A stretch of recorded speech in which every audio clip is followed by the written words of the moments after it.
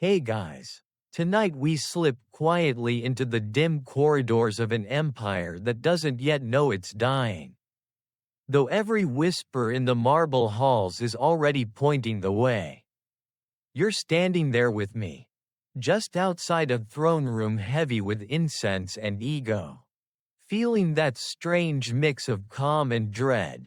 Like the moment before your phone dies at 1% right when you need Google Maps the most. The air is thick, the candles burn unevenly, and something in the walls mutters that the story you're about to wander into, well, you probably wouldn't survive a week in it. Seriously, between the politics, the paranoia, and the questionable medieval hygiene. Ban chak kong song noi do. So, before you get comfortable, take a moment to like the video and subscribe, but only if you genuinely enjoy what I do here. And hey, tell me where you're listening from, your city and your time right now. It's always fun to imagine all of us drifting off together from different corners of the world. Now, dim the lights, maybe turn on a fan for that soft background hum, and let's ease into tonight's journey together. You take a slow breath as the silk curtains sway beside you. Their edges frayed despite all the glittering gold leaf wrapped around the pillars. That's always the sign, isn't it? A place can sparkle and still be rotting from the inside. And tonight, you watch that rot quietly set in, beginning with something deceptively gentle. A marriage meant to save an empire. At this point in history, everything looks calm from the outside.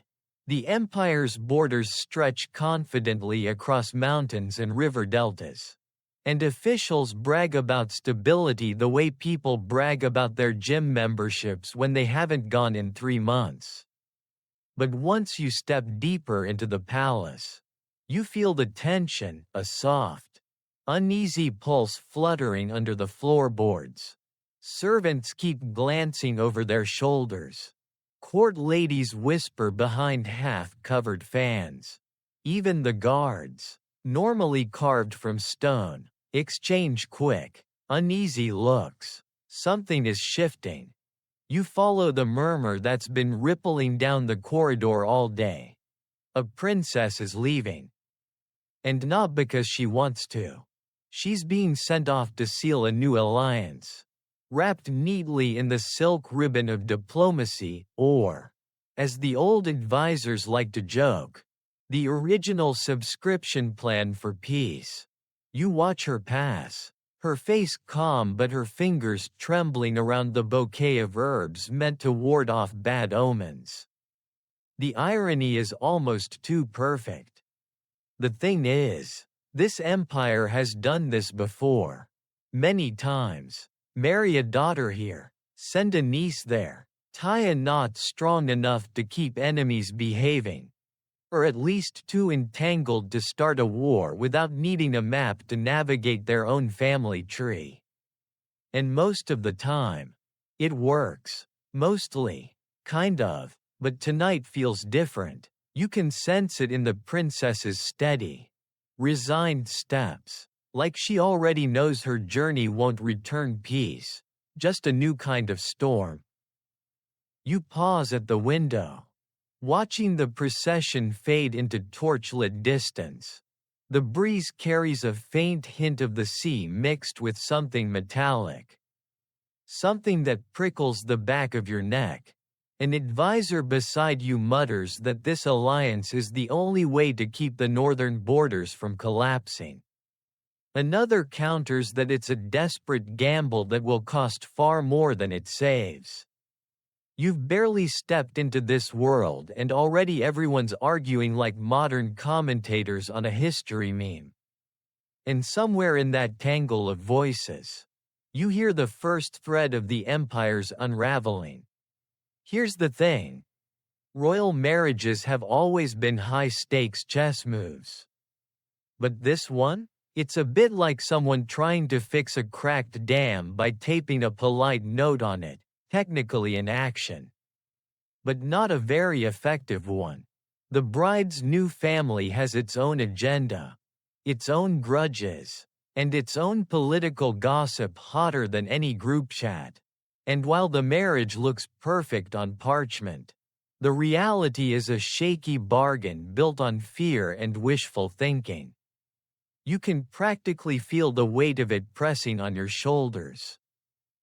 As the doors to the throne room open, you step closer, hearing the low hum of courtiers exchanging predictions. Some claim this union will bring prosperity. Others whisper that the foreign kingdom has been struggling, secretly hoping to use this marriage to siphon off the empire's resources. One old historian in the corner, his beard long enough to be considered a tripping hazard, mutters that Kak su gia van tran luan ve viek. Lu quoc hun nyan ne la do hu kua su kon ingon he mo trong nung quay din di dot nyat trong lich su de che. And you look at him, thinking, sir, considering what we're about to see, I think you already have your answer. As you step deeper into the hall, you feel the tension cling to your robe like static. People pretend they're excited, but their smiles look plastered on. The way you smile at a coworker who schedules a meeting at 4:59 p.m. on a Friday. Even the musicians look uneasy, overplaying their instruments as if volume alone can drown out the dread. You catch one of them glancing at the door, probably plotting the nearest escape route.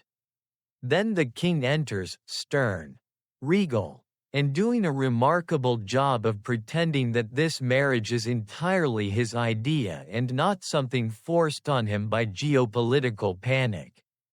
He acknowledges the room with a controlled nod, but you can see the cracks already, the tightening of his jaw, the flicker in his eyes. This is a man who knows he's making a deal with consequences he hasn't fully calculated. For a moment, the hall goes quiet. You can almost hear the empire breathing or holding its breath. And then, with a rustle of silk and a ripple of uneasy applause, the treaty is sealed. The officials relax, at least enough to start circling the buffet like political vultures. The scent of roasted spices and citrus fills the room, and if you close your eyes, you might almost forget that something catastrophic just clicked into place. But you don't forget, because you can feel it, the way the air shifts, the way conversations keep lingering on the bride's foreign lineage, the way alliances in the room already begin to rearrange themselves. And somewhere deep inside the palace, in a quiet chamber where no one is watching, the first domino tips. This is the moment the empire begins to fall. Quietly, elegantly, wrapped in silk and ceremony. Not with a war cry, not with a revolt, with a marriage. And as you stand there, the candles flickering around you, you can sense an entire world tilting ever so slightly toward collapse. And you're only at the beginning. You're still standing in that corridor long after the last echoes of the princess's departure fade away, and the palace seems to exhale a long, low sigh that vibrates through the stone like a warning. You move slowly, your footsteps soft against the mosaic floor, as though the tiles themselves are listening. Because now that she's gone, the balance inside these walls is shifting in ways you can almost taste. Like the faint bitterness after chewing on an herb you're not sure was meant for tea or poison. And you feel the truth settling in your chest. This wasn't just a farewell. It was the first crack.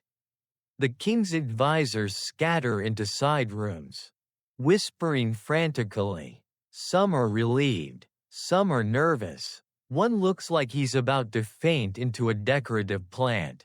but your attention is pulled to a quieter corner of the hall, where a thin, older official with ink-stained hands is furiously scribbling into a scroll. He's muttering under his breath about political debts, shifting alliances, and how nothing good ever comes from sending your brightest daughters into the arms of men who think diplomacy is a board game. You almost want to pat him on the shoulder and offer a glass of water. As you step into the colder wing of the palace, the torches dim, as though trying to hide the tension radiating from the walls. Rumor spreads faster than wildfire here, especially when a royal marriage is involved. And tonight's rumor is a sharp one. The princess did not want to go.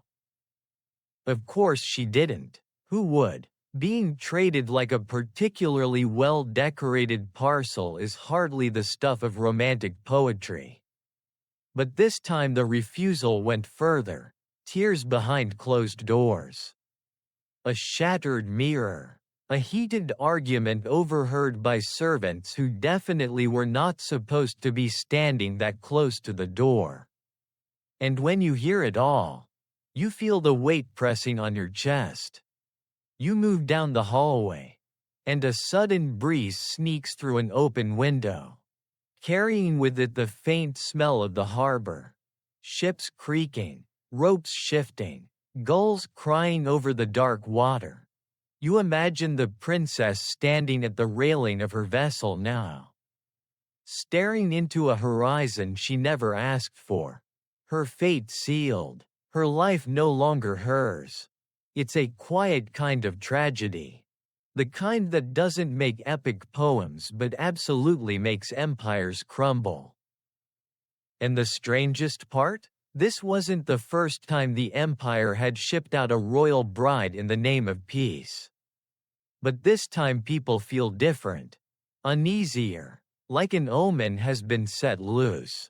Even the astrologers, who normally love predicting doom for the dramatic effect, have gone unusually quiet. That's how you know things are bad, when the people who profit from fear decide fear is a little too real today.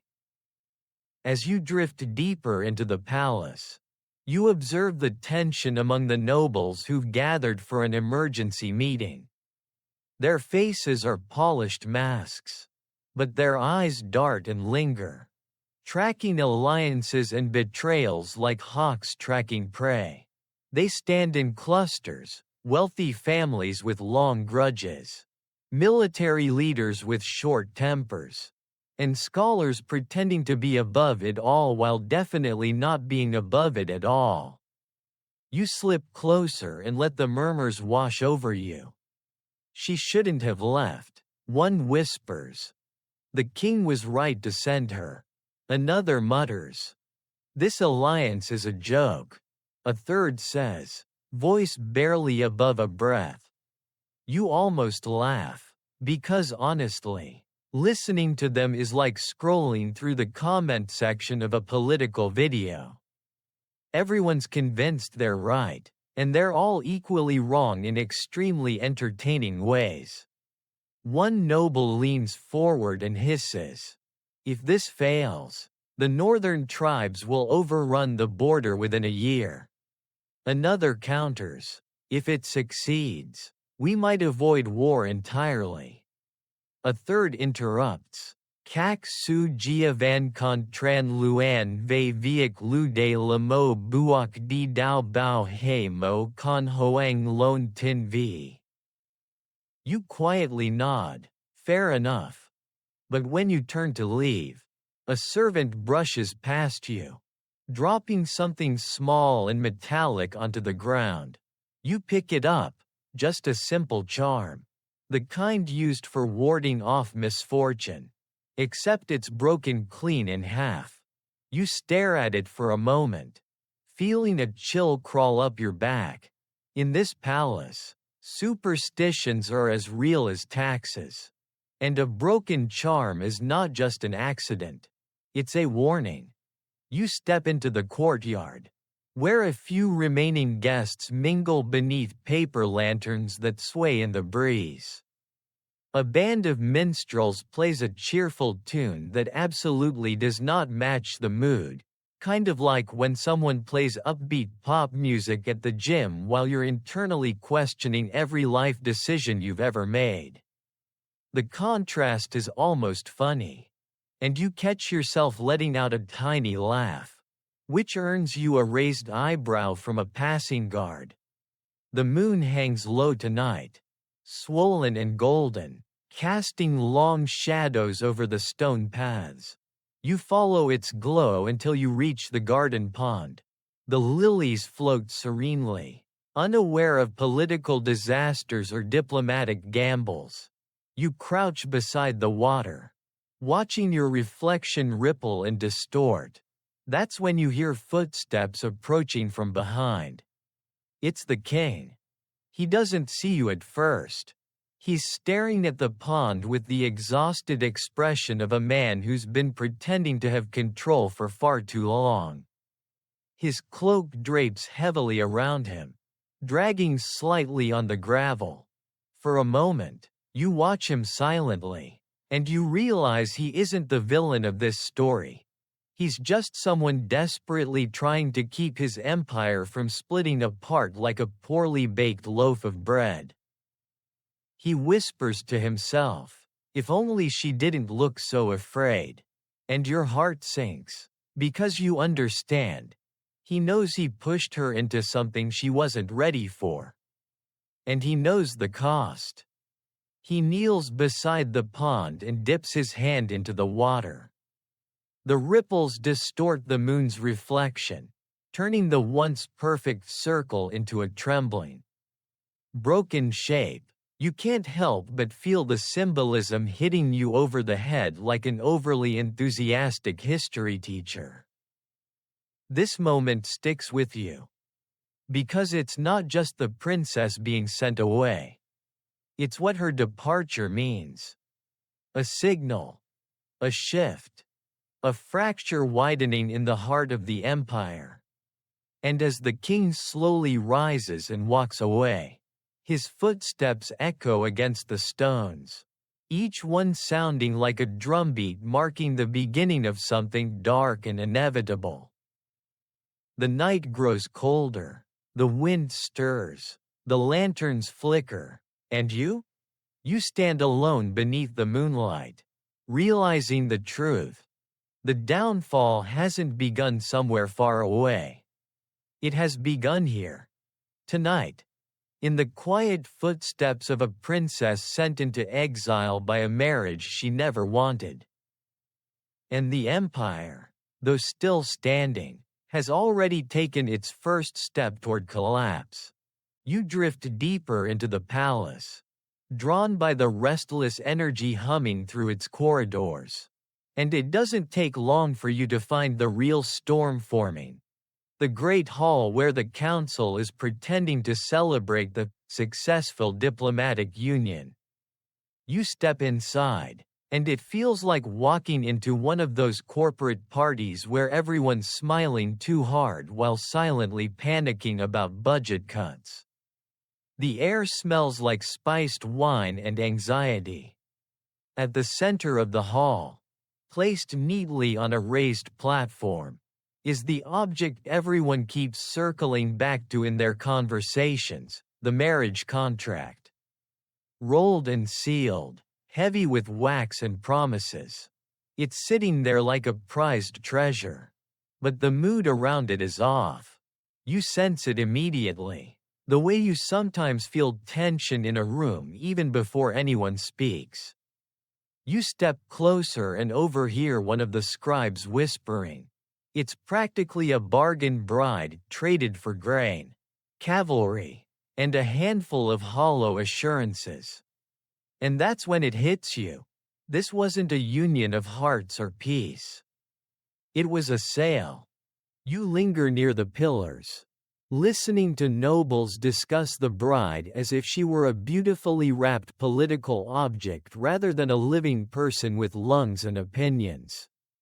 They talk about her lineage, her dowry, her potential value. You hear someone compare her to a diplomatic gift basket, and you swear you almost choke on air. Even by royal standards, that's rough. But beneath the snide comments, beneath the false praise and thin smiles, you hear something else, something quieter, fear, raw, unvarnished fear. Because deep down, everyone knows what the king refuses to say out loud. This marriage is a gamble taken too late. A desperate attempt to fix a problem already spiraling out of control. A servant carrying a tray passes you, whispering to another, "Did you hear she cried before boarding the ship?" The other nods but quickly glances around, terrified someone might have heard. Gossip about royal emotions can get you punished around here. But still, the whispers spread, persistent and sharp, carving cracks into the illusion of celebration. You turn toward the fire pit in the center of the hall. It crackles, sparks leaping into the air like tiny stars trying to escape. The light reflects off polished helmets and jeweled collars. But no amount of glitter can hide the tension.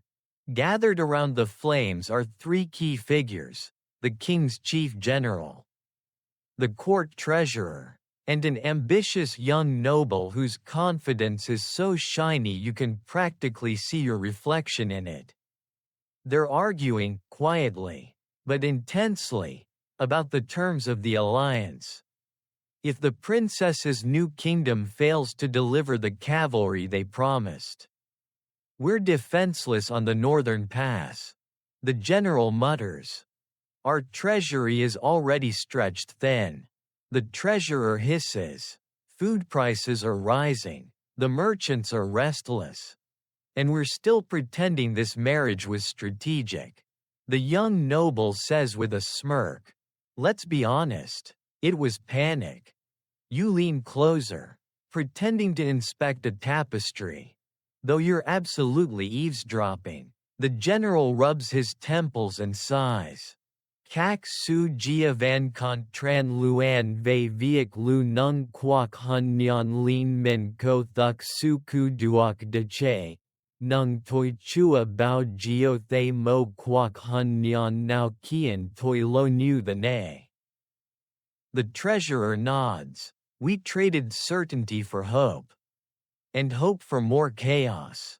The noble adds. A moment later, the hall falls into an uneasy silence when the Queen Mother enters. She moves slowly, gracefully, every step measured. People step aside instinctively, not out of affection, but out of sheer intimidation. Her reputation precedes her, intelligent, sharp-tongued, and entirely uninterested in playing nice unless it's useful. You can almost feel her gaze slicing through the crowd. She pauses by the contract table and rests her hand on the wax seal. Her fingers are delicate, adorned with rings, but you sense steel beneath the skin. For a brief moment, she closes her eyes, and there's a flicker of something, regret? Sorrow? Calculation? You can't quite read. When she speaks, her voice carries clearly. This alliance is not wrong, she says. It is simply fragile. And there it is, the truth no one wanted to say aloud. Fragile. Like glass. Like thin ice. Like a bargain dressed up as salvation. You watch her move on, surrounded by court ladies who immediately begin flattering her with rehearsed compliments. But she doesn't really hear them. She retreats into her thoughts, her expression distant, as though already imagining the consequences of this marital gamble. You step away from the crowd, letting your feet guide you down a quieter corridor. The air grows cooler, the torches smaller.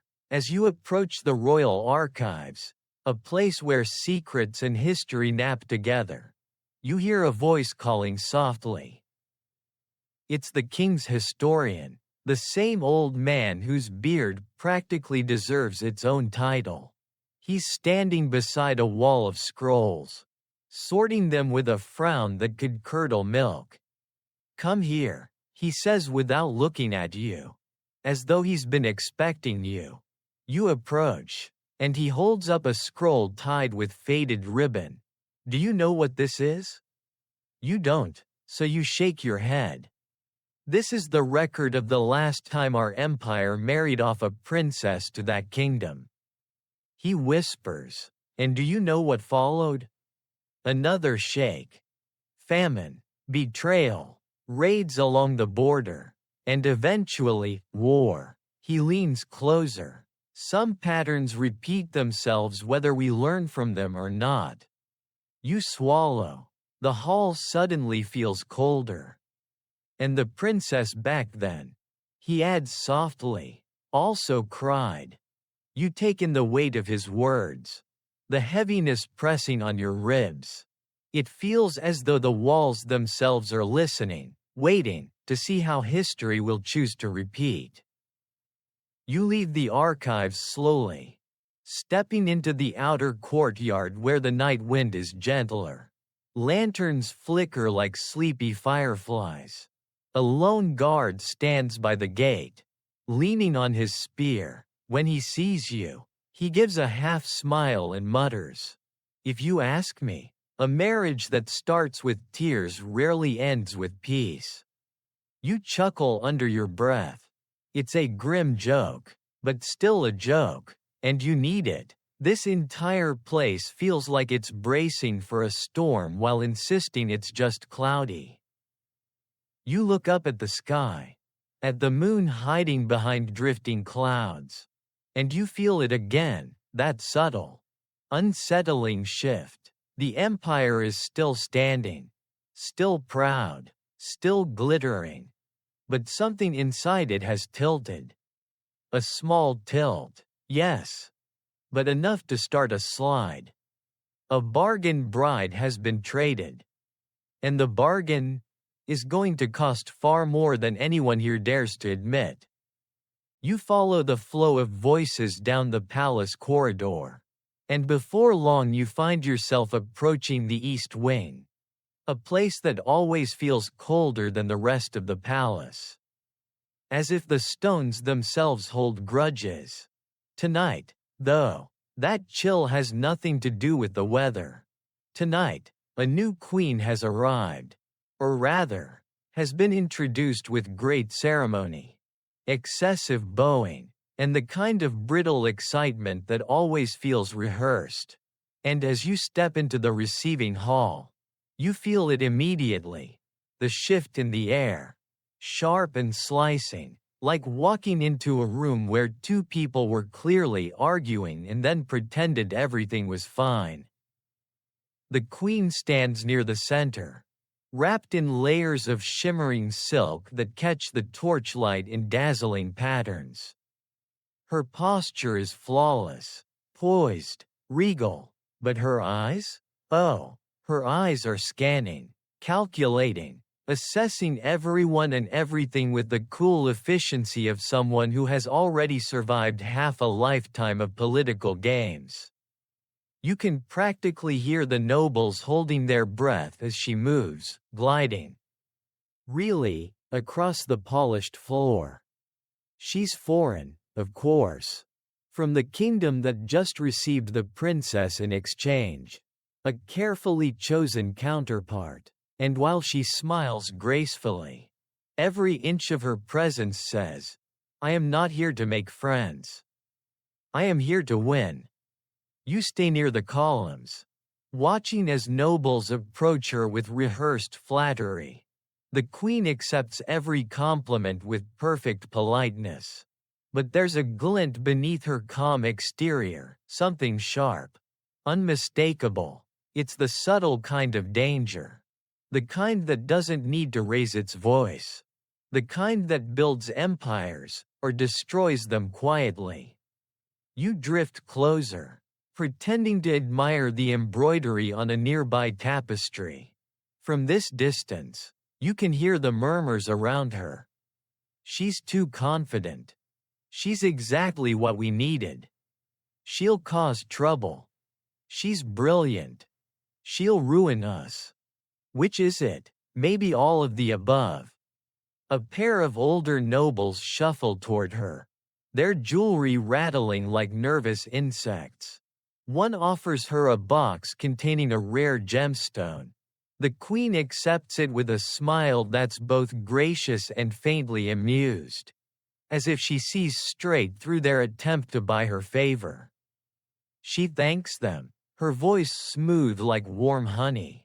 But you can hear something beneath it, a note of warning, a subtle reminder that she recognizes power, and recognizes attempts to manipulate it. You get the feeling she's going to make waves. Not with tantrums or outbursts. Oh no, that's not her style. She's the type who uses silence as a weapon and courtesy as camouflage. And already, little alliances are rearranging themselves around her, like metal filings drawn to a magnet. A court lady approaches her next, curtsying so deeply it looks painful. She murmurs something about the queen's homeland. You can't hear every word, but you catch enough to notice the tone, patronizing, condescending, the kind of polite insult wrapped in flowery language that only nobles seem to master. You wince for her, but the queen doesn't flinch. I appreciate your insight, she replies softly, especially from someone with such limited experience abroad. It's a dagger dipped in honey, and it lands beautifully. The court lady goes red from collarbone to forehead. A few nobles stifle their laughter. A few others step back cautiously, as though they've just witnessed a warning shot. You hide your smirk, you can't help yourself. But tension sparks immediately. The offended noblewoman retreats into a cluster of her allies, whispering furiously. Within minutes, you can already see tiny factions forming like storm clouds.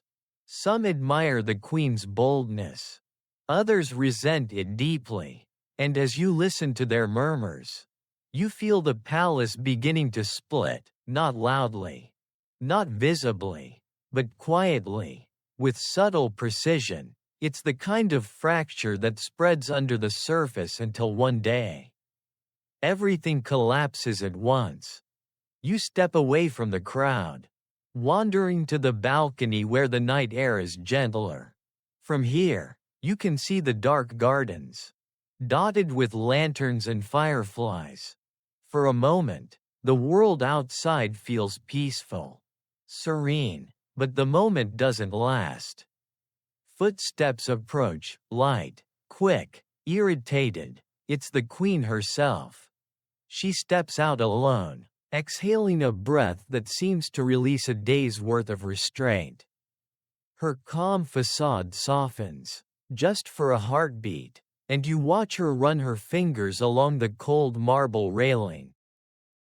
She doesn't see you at first. She just gazes out at the night sky, whispering something in her native tongue. A prayer? A regret? A vow? You can't tell. But whatever it is, it's tender and private, a moment of humanity that the courtiers inside would never be allowed to witness. When she notices you, she straightens immediately, composure sliding back over her features like armor. You heard the whispers, she says, not even bothering to ask. You nod. There's no point denying it. She offers a faint, tired smile. They fear me already. It's always like this. Fear is easier than understanding. You feel something soften in her voice, a sadness she tries to hide. But I didn't come here to cause harm. She adds quietly. I came because my king commanded it, and because peace is worth more than pride. You're surprised, because behind her cold elegance, Behind her calculated smiles, there is sincerity. Deep, painful sincerity. But as she looks back toward the hall, her gaze hardens again. Of course, she murmurs. They will not believe that. They never do. You want to say something comforting, something warm, but before you can, a messenger bursts onto the balcony, bowing hurriedly. My queen, he pants. There's a disturbance in the great hall. Someone accused you of manipulating the marriage treaty. Ah, there it is. The first open spark. The queen closes her eyes briefly, one slow blink of disappointment rather than surprise. Of course they did, she whispers. You follow her back into the hall, where the tension is now electric. A nobleman with flushed cheeks is accusing her loudly, his words dripping with resentment. Others join him, not because they believe him, but because they see an opportunity. And she stands before them, calm as still water, letting the accusations wash over her without flinching. When she finally speaks, her voice is soft but cuts through the noise like a blade. I negotiated nothing. I demanded nothing. I merely arrived. If my presence threatens you, then perhaps the problem is not mine. It's devastatingly effective. The room goes quiet. But the damage is done. Lines have been drawn. Enemies identified. You can feel the shift, a new, dangerous fault line spreading through the palace. One woman has entered, and already alliances are realigning. Egos bruising, ambitions sharpening. You step back, feeling the weight of it settle deep in your bones. Tonight, a queen walked into the heart of an empire. And with her arrival, she carried a storm disguised as grace. Not because she intended harm, but because power, any power, reshapes the world around it. And tonight, the empire takes another step toward its downfall. You move away from the balcony, letting the muffled arguments behind you fade into the palace's long, echoing corridors. But the peace doesn't last more than a handful of breaths. The empire has a way of tugging you toward trouble whether you're ready or not. And tonight that trouble comes in the form of two brothers, two princes, who should have been celebrating their sister's marriage alliance, but instead are quietly laying the groundwork for one of the most destructive rivalries the empire has ever seen. You find them in the western courtyard, a place usually filled with laughter, sparring, and the kind of loud boasting only royal siblings can get away with. But tonight, it's silent, heavy, the kind of silence that feels like a pot of water just seconds before it boils over. The older prince stands rigidly beside the fountain, hands clasped behind his back, jaw tight enough to crack a gemstone. His armor glints sharply in the torchlight, polished to perfection. A little too perfect. Beside the fountain, his reflection wavers in the rippling water, split into two uneven halves. A fitting metaphor you wish he didn't embody so literally. The younger prince, meanwhile, looks like he's been pacing for hours, circling the courtyard like a restless comet ready to scorch everything in its path. His cloak is wrinkled, his hair slightly curled at the edges from stress, and his boots are leaving a pattern of frustrated footprints along the dusty stone. You linger near a carved pillar, close enough to hear them but far enough not to be a direct target. Something tells you this is a conversation that needs a witness, even if they never know you're here. She shouldn't have been the one sent. The younger prince snaps, voice sharp and painful. I would have gone. I offered. I begged. The older brother's voice is quieter, but it carries the weight of a mountain. That's exactly why they didn't choose you. The younger prince stops pacing, eyes burning. Because they think I'm reckless? Because you are reckless. The older one replies, not unkindly, just honestly. Brutally honestly. And because a reckless man sent as a diplomatic husband is an invitation for disaster. You watch the younger prince clench his fists. You know that look, the kind people get when they're being told the truth they've spent years trying desperately to outrun. She was scared, he whispers, pain cracking through his voice. And we let her go alone. The older prince looks away. The guilt in his expression almost too real to stare at. It wasn't our choice. But you can tell that's a lie. Not because he means to deceive, but because he's been trying to convince himself of that exact sentence all night. The younger prince scoffs, a harsh laugh scraping the cold air. You supported the marriage. I supported the alliance. The older prince corrects. I didn't want her gone either. And yet, here we are, his brother snaps. She's halfway to a foreign shore. And the two of us are standing in a courtyard pretending this empire hasn't already ruined her life. Ouch, you feel that one. The older prince steps toward him, placing a hand on his shoulder, gently, carefully. In that older sibling way that tries to soothe without revealing too much. But the younger brother shakes it off like the gesture burns. You always get to be the dutiful one, he says, voice trembling, the sensible one, the one father listens to. But you didn't protect her.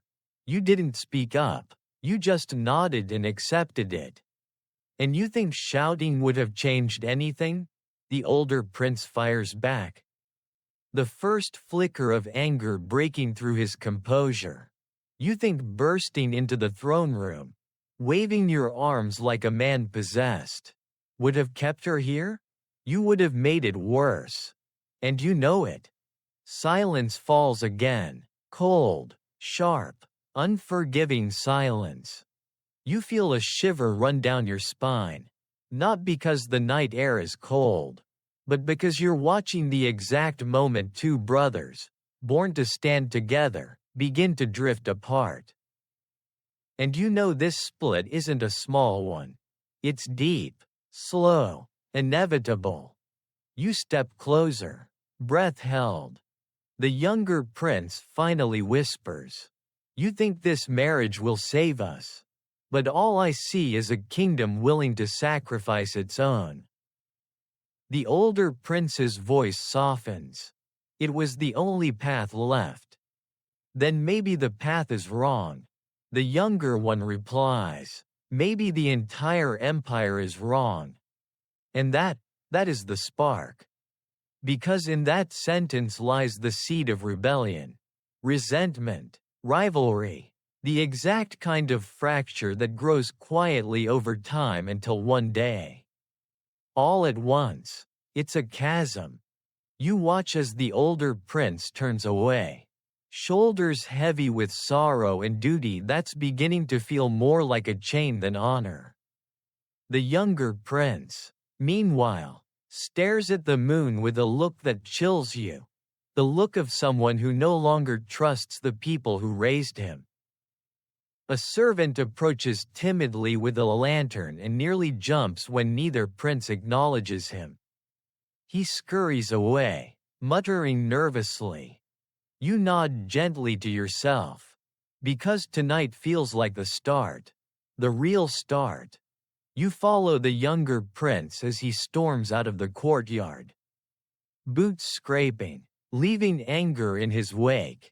And then you turn back to the older brother, who remains by the fountain, his reflection broken by water he can't control. Neither of them notices the queen mother watching from a balcony above, eyes narrowed. Calculating, observing the split forming between her sons. Measuring it, you feel a sudden, heavy weight settle in your chest. A realization you wish wasn't true. Tonight, a marriage meant to unify has instead begun dividing the bloodline that holds the empire together. Two brothers. One wedge. One future rivalry that will carve its name into the downfall of an entire dynasty. And you're standing in the middle of the first crack. You leave the courtyard behind, though the weight of the brothers' argument clings to you like damp mist. The palace tries to distract you with its familiar comforts, warm torchlight, velvet banners, polished floors that echo your footsteps, but nothing hides the shifting mood. Tonight, even the shadows seem to whisper warnings. And those whispers guide you straight toward the banquet hall. The doors are thrown open, and at first glance the room looks magnificent: gilded arches, towering candelabras, long tables stacked with dishes that sparkle under the firelight. But the moment you step inside, you feel it, that tight, uneasy energy that hides beneath a celebration. The kind of atmosphere that makes you instinctively check for the nearest exit, just in case someone flips a metaphorical table. Or a literal one. This is supposed to be a peace banquet, a diplomatic feast, a gesture of unity. But as you walk deeper into the hall, you realize something is wrong, deeply wrong. You hear it in the way conversations stop abruptly as you pass. You see it in the musicians, who are playing way too fast, as if speed alone can shield them from tension. You sense it in the servants whose hands tremble just slightly when they pour wine. The queen sits at the head of the table, elegant and composed, but even she seems to sense the sharpness in the air. Her smile is perfect, but her eyes? They flick from guest to guest like she's tracking threats. And honestly, she's not wrong. You take a seat near the edge of the room, letting the chatter wash over you.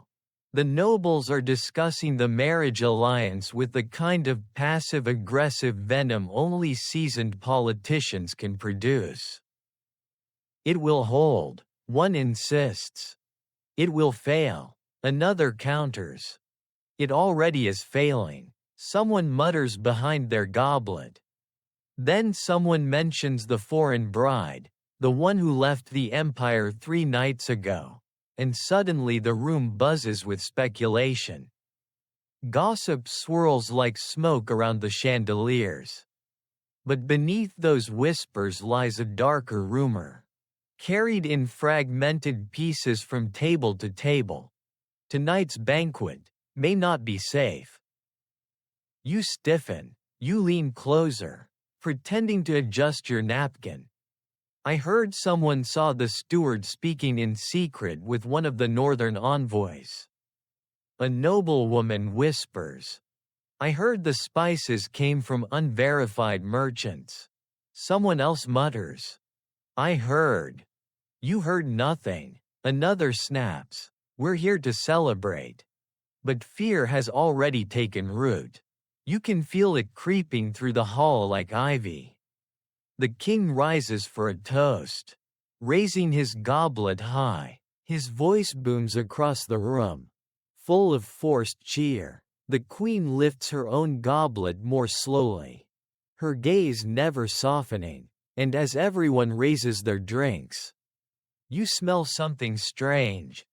It's subtle at first, not unpleasant, just out of place. A faint woody bitterness that doesn't belong among the spices and roasted meats. You tilt your head, trying to find the source, when suddenly, someone coughs. Then another. Then a third.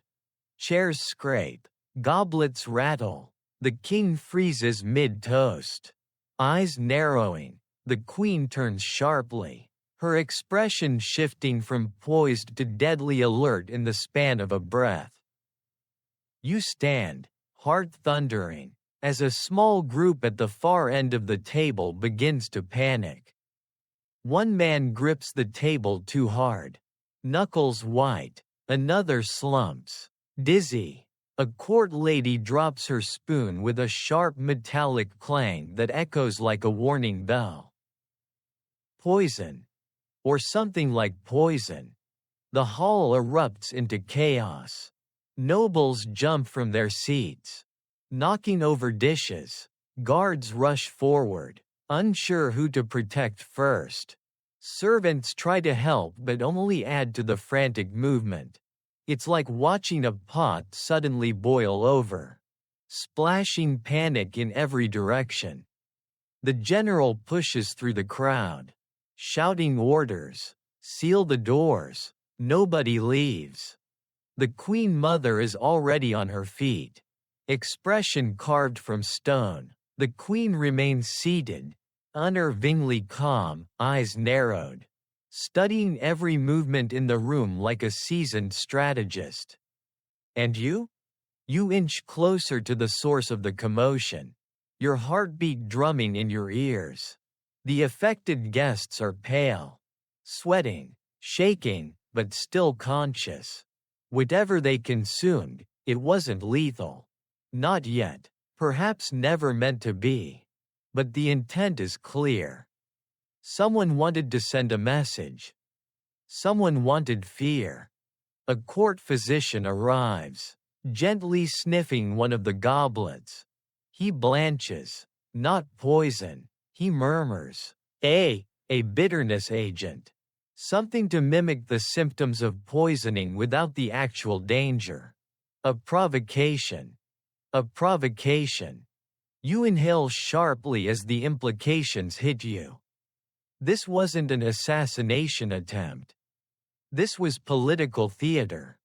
A warning shot dressed as a dinner mishap. The king's jaw tightens so hard you hear the faint grind of teeth. The general demands an investigation. The nobles begin pointing fingers with desperate eagerness.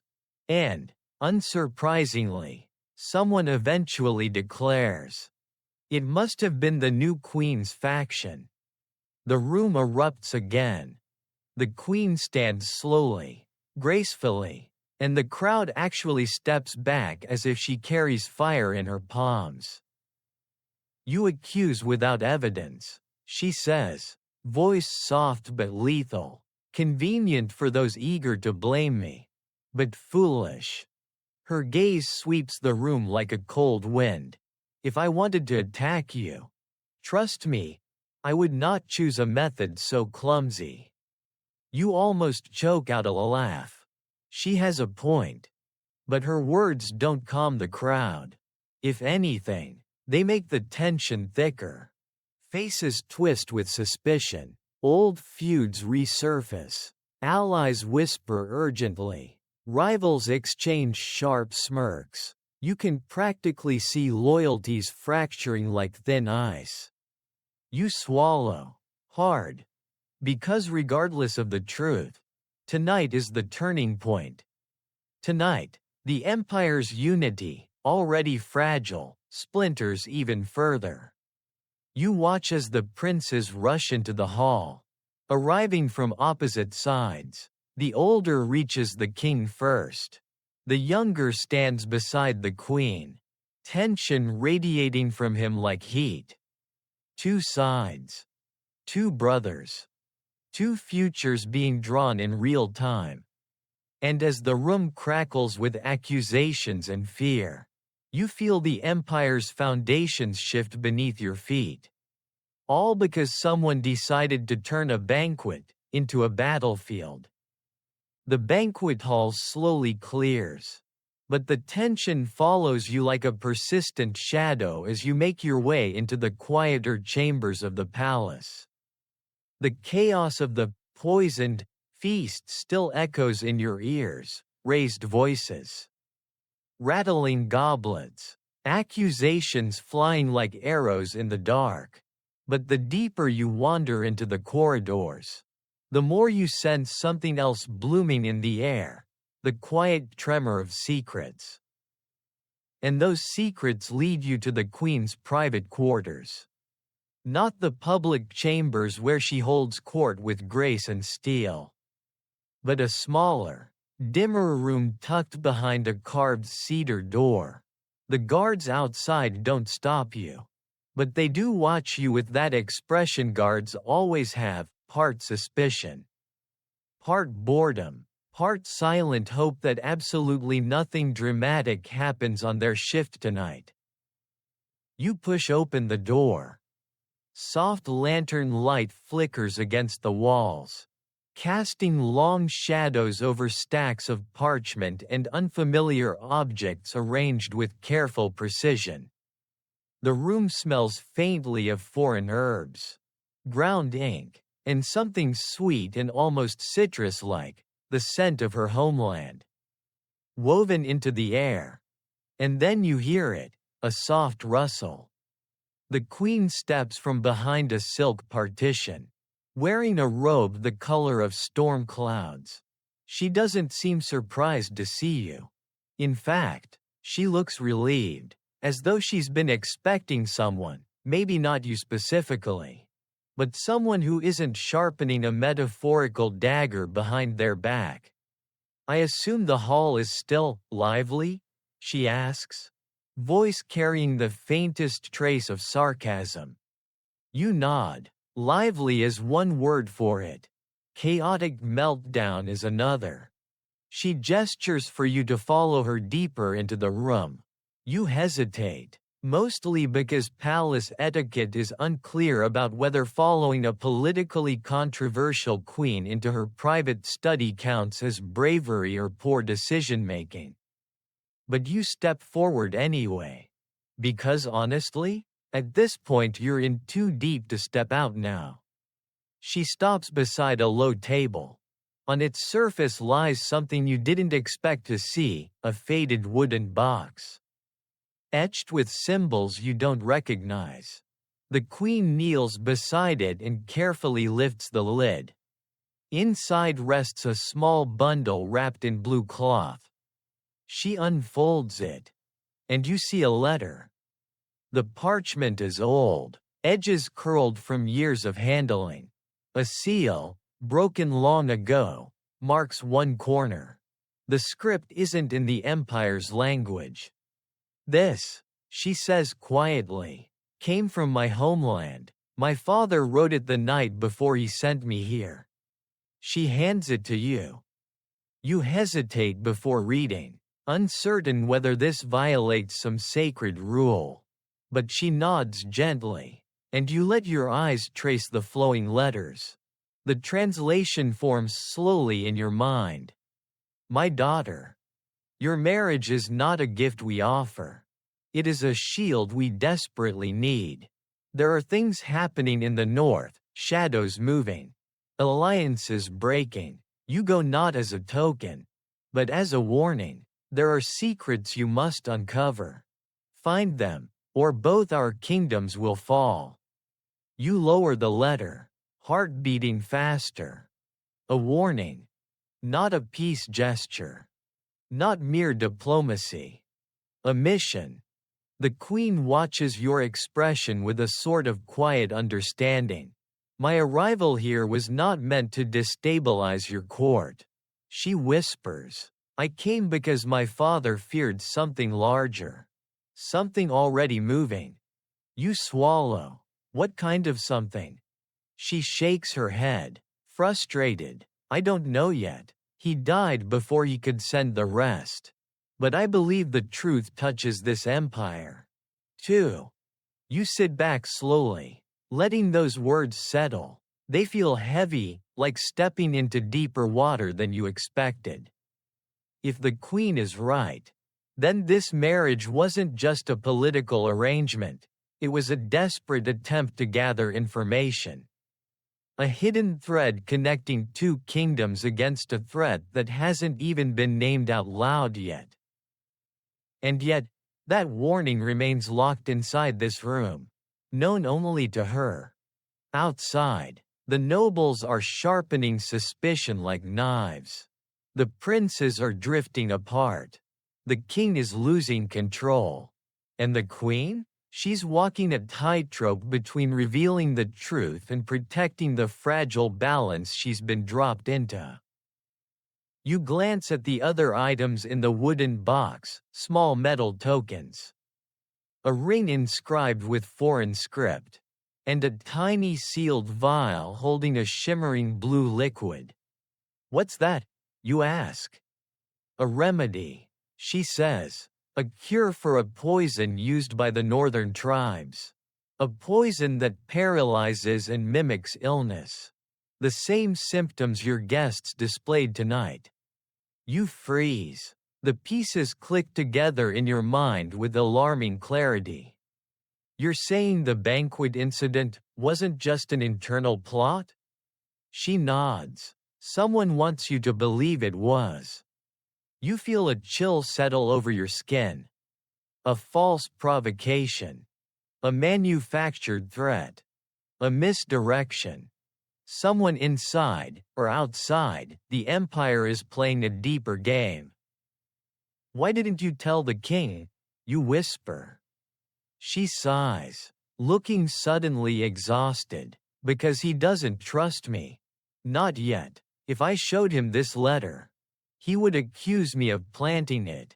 If I showed him the remedy, he would claim I brought the danger with me. I have to be careful. You lean against the table, trying to steady your thoughts. There's too much to process: political fractures, secret threats, alliances built on broken foundations. A faint sound draws your attention. The door shifts. A silhouette appears in the doorway, broad shoulders. Familiar posture. The younger prince. He steps inside, eyes darting between you and the queen. I heard voices. He says quietly, "Is everything all right?" The queen straightens, expression immediately composed. "We were discussing the banquet," she says softly. The prince nods, but his gaze lingers on the wooden box. The letter, the vial. Curiosity flares. Suspicion too. But beneath all that, something else: concern. Genuine concern. For her.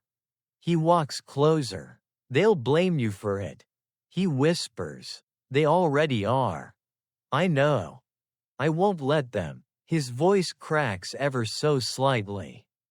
And there it is. A new alliance. Quiet, dangerous, unofficial. But forming nevertheless.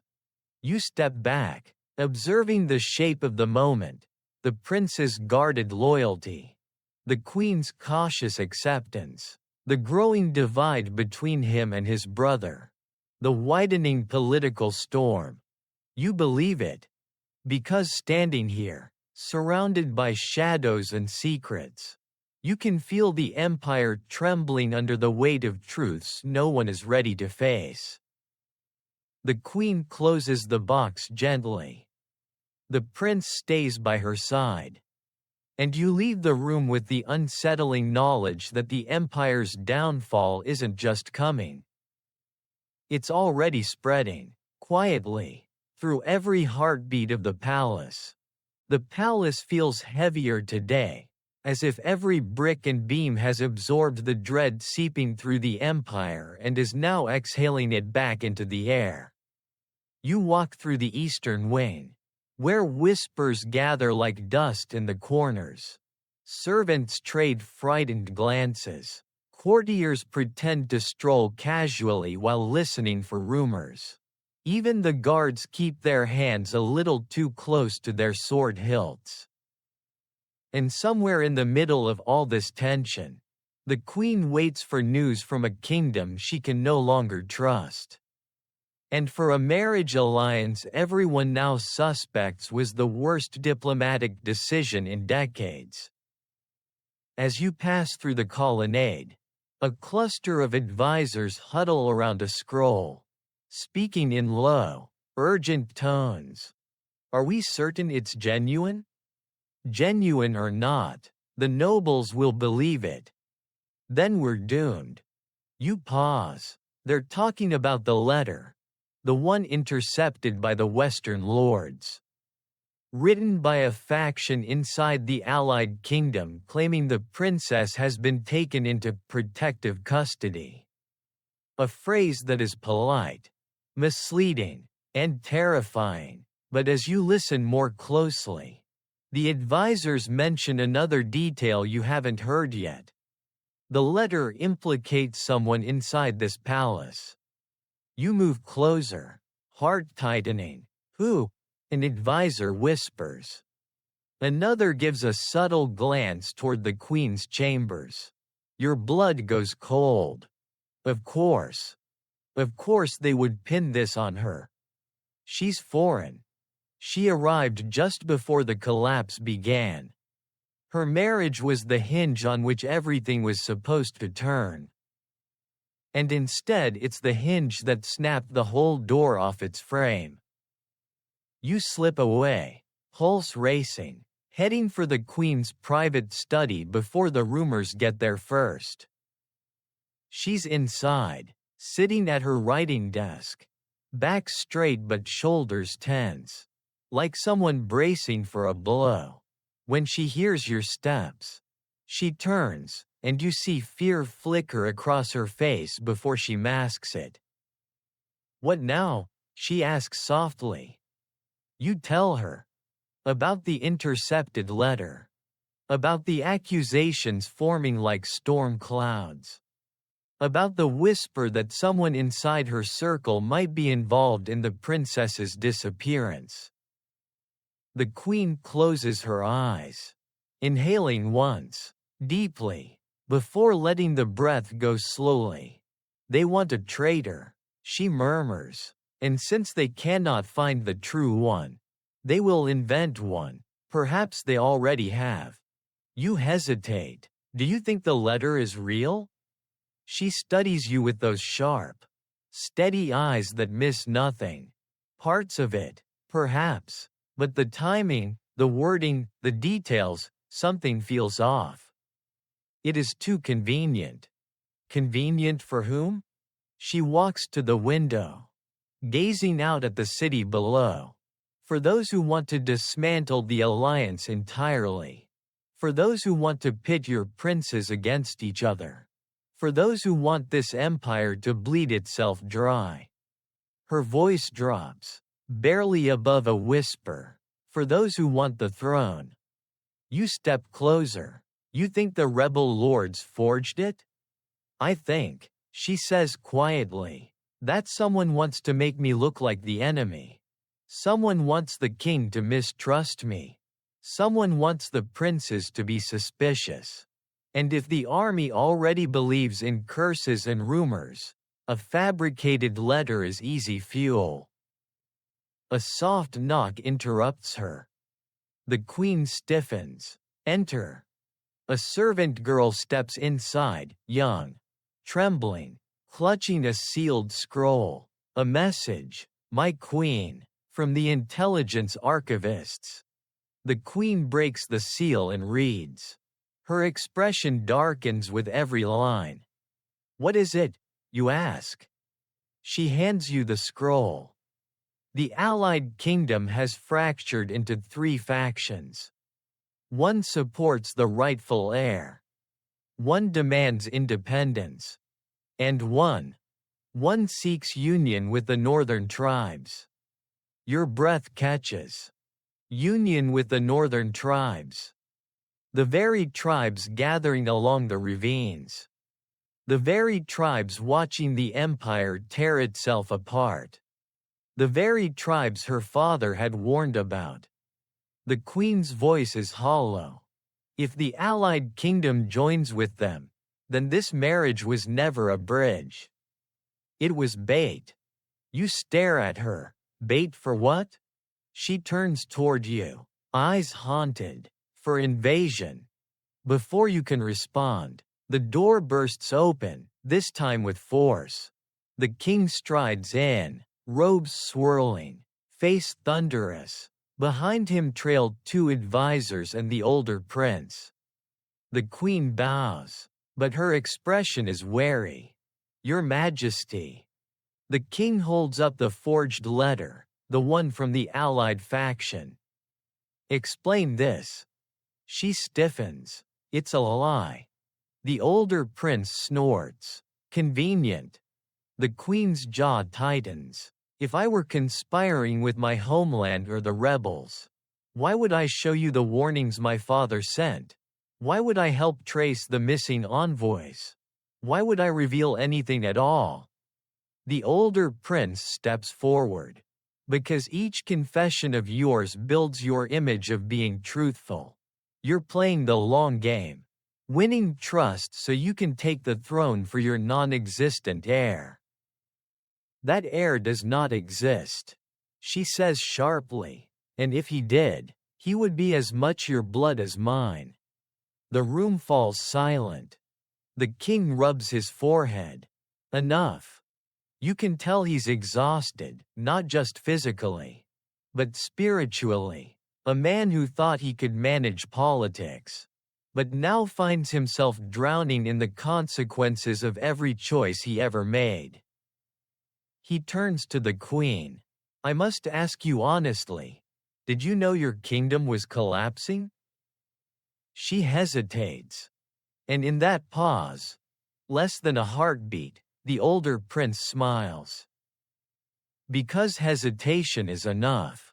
Enough to spark suspicion. Enough to justify doubt. Enough to widen the fracture." "I suspected," she finally whispers, "but I did not know." The older prince pounces. "So you admit it?"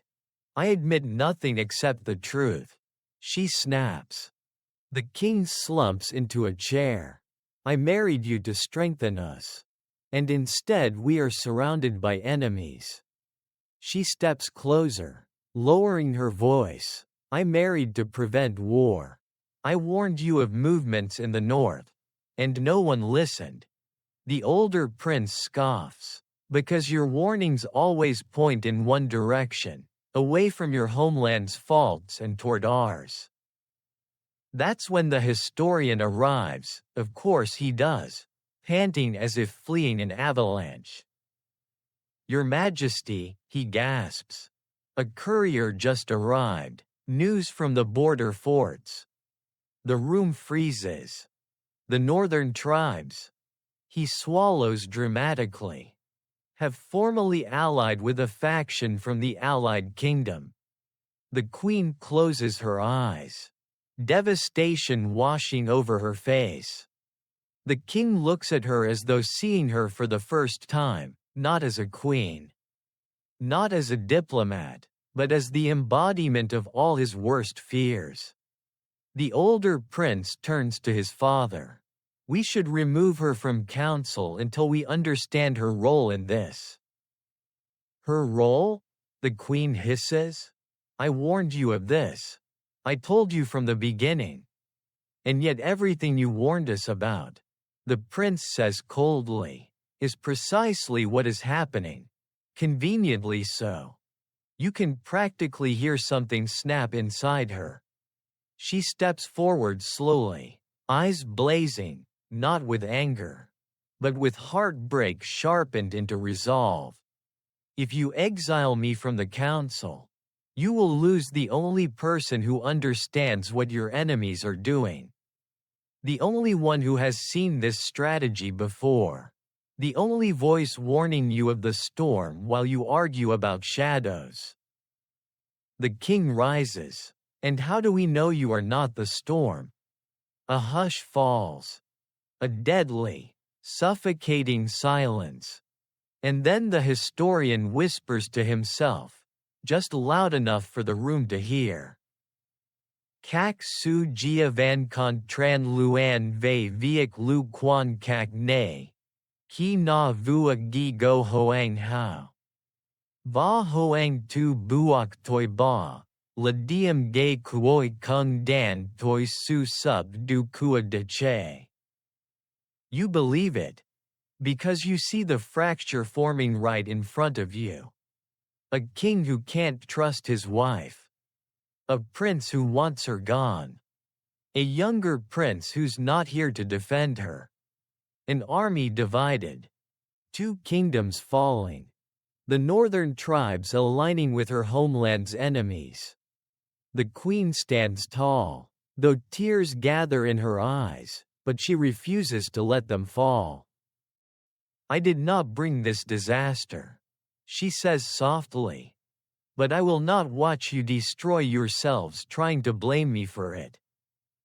She turns and walks out of the chamber, her footsteps echoing like the tolling of a distant bell. And as the doors shut behind her, you feel a terrifying certainty settle into your bones.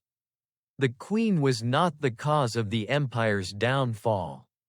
But removing her might just seal it. The palace feels like it's holding its breath after the queen's departure from the council chamber. You stand in the echo of the slammed doors. And for a moment no one moves, like the entire empire is caught in a single fragile heartbeat. The king avoids everyone's eyes. The older prince looks satisfied in the quiet, self-righteous way that makes you want to shake him. And the historian, well, the historian is pretending to dig through his scrolls while definitely listening to every whispered word. You slip out before the tension can harden into something worse. The corridor beyond is dim, sun barely reaching through the tall windows. Servants move quickly but quietly, their footsteps smaller than usual. Heads bowed as if afraid of catching a stray political arrow.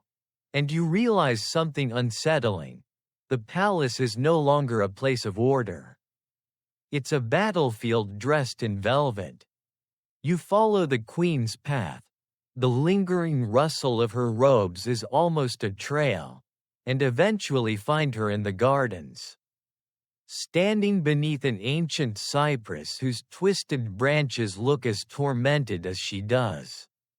She's alone, completely, which is shocking, because even queens usually have attendants hovering like decorative shadows. Her hands rest lightly on the stone railing. Her shoulders rise and fall with slow breaths, as if she's trying to convince herself she still belongs here. You saw, she murmurs without turning. You nod. I did. Then tell me, she says softly, do you think they're right to doubt me? You hesitate, not because you don't know the answer, but because you know how deeply your answer matters. I think, you say carefully, they fear what they can't control. And they can't control you. She exhales a quiet, bitter laugh. Power. Then. Fear. You correct. She finally turns to face you. Her eyes are red at the edges. But not from tears, no. From sleeplessness, strain, and the crushing weight of a collapsing union. They believe I came here to manipulate them. To redirect alliances. To plant seeds of betrayal. But you didn't, you say. I didn't have to, she whispers, heartbreak tightening her features. The seeds were already there. Old feuds, old insecurities, old fears. I stepped into the middle of a dying forest.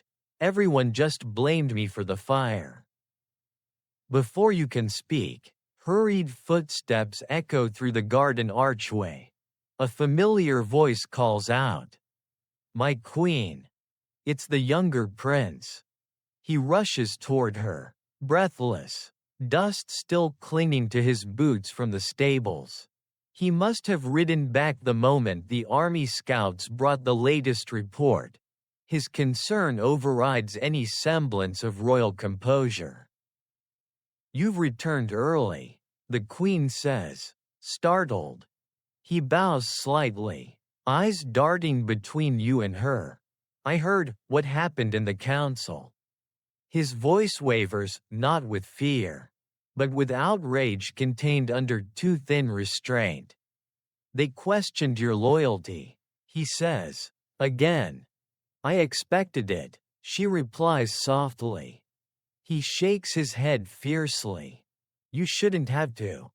You step aside, giving them space. The breeze shakes the cypress branches above, scattering tiny needles across the stone path, as though the tree itself is shedding stress. I went to the western camps. The younger prince says, voice low.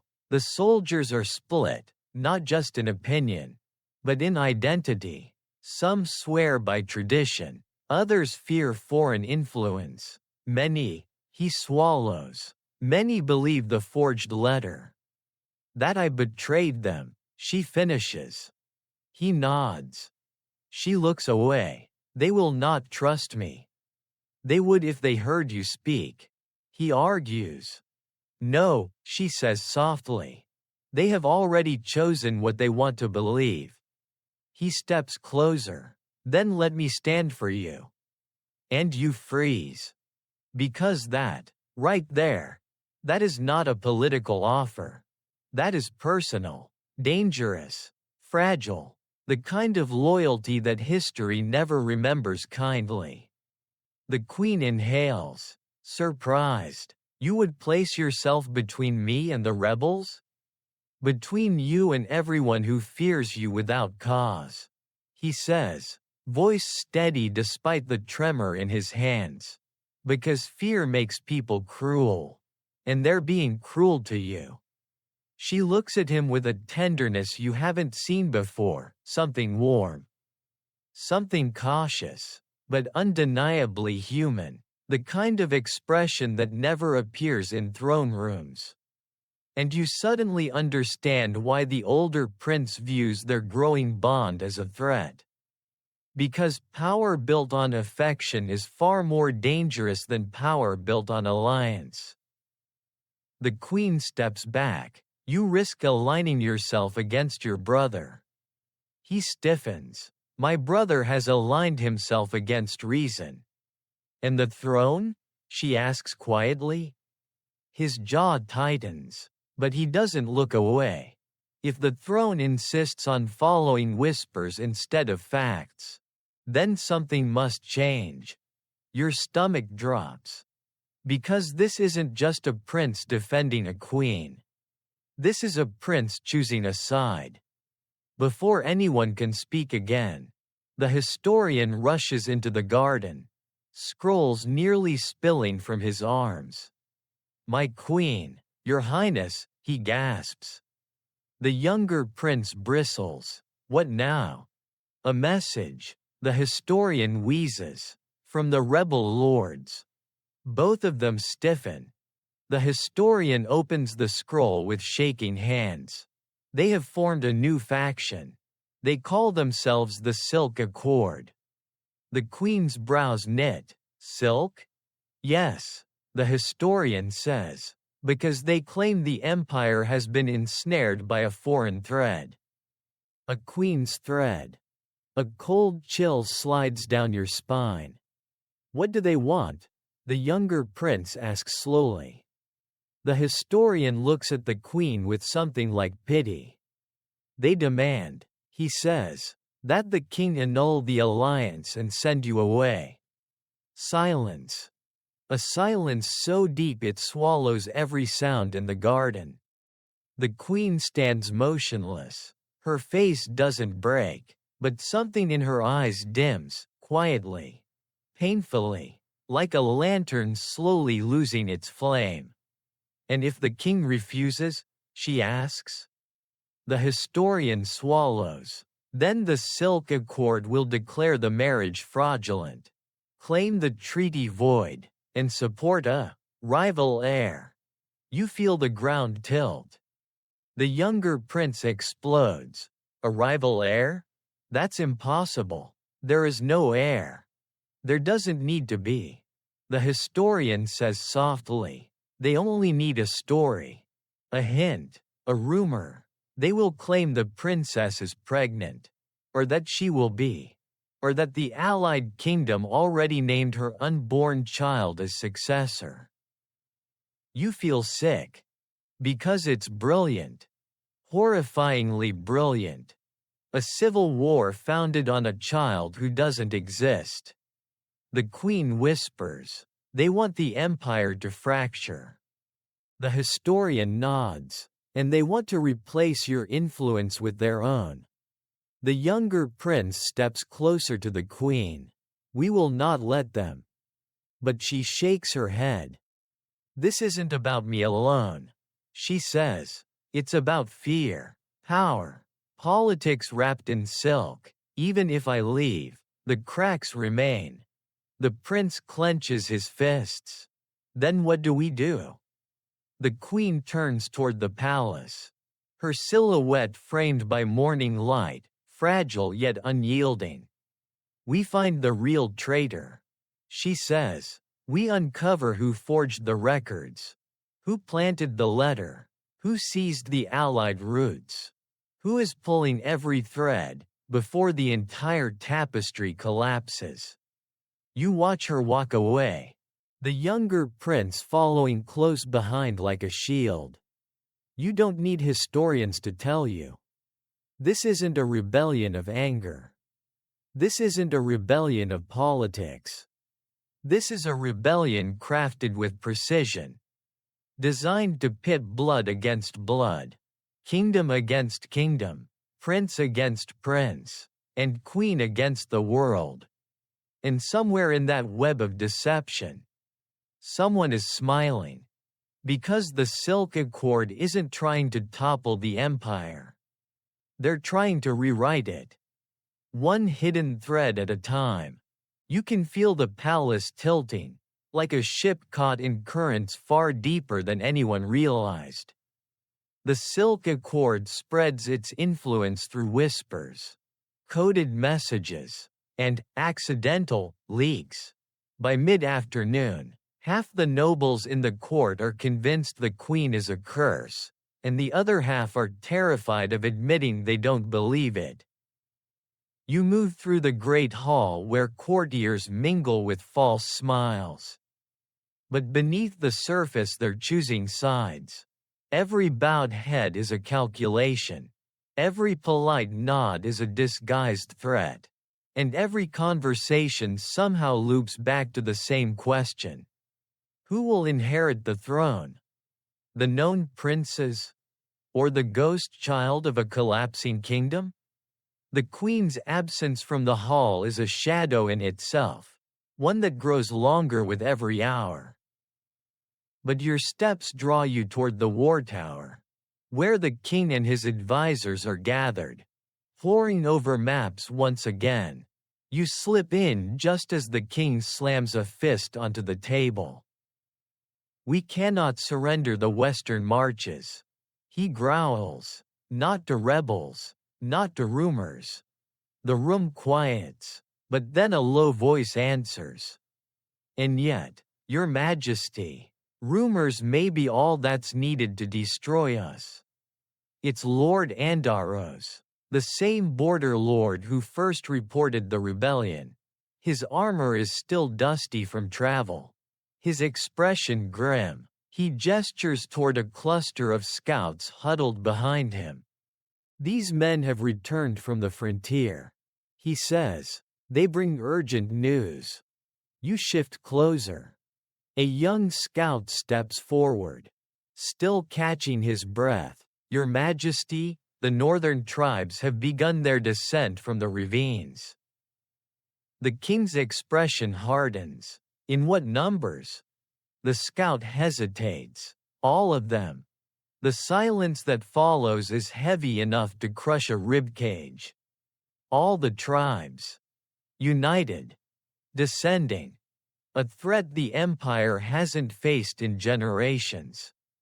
And now they're marching while the empire is busy tearing itself apart. Another scout steps forward with a second message. They carry banners, not their own. You frown. Whose?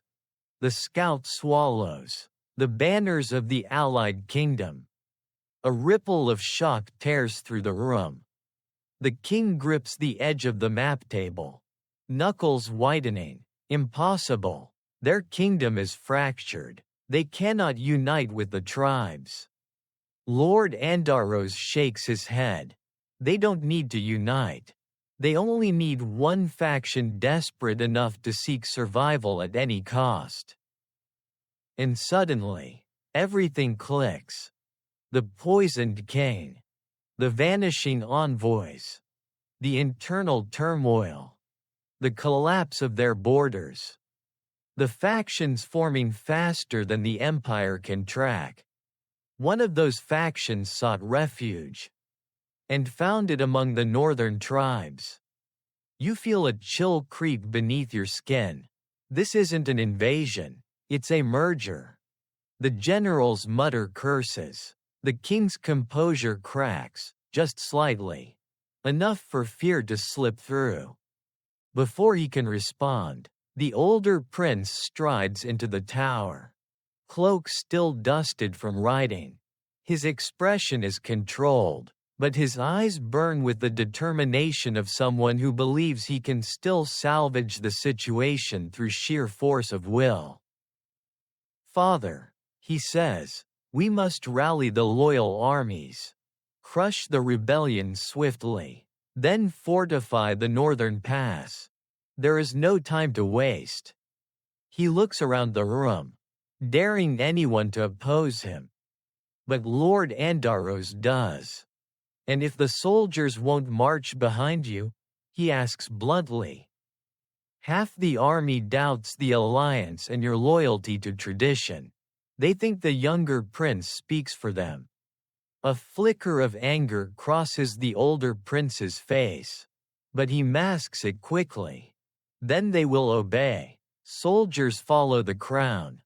But the general shakes his head. Not when the crown itself is questioned.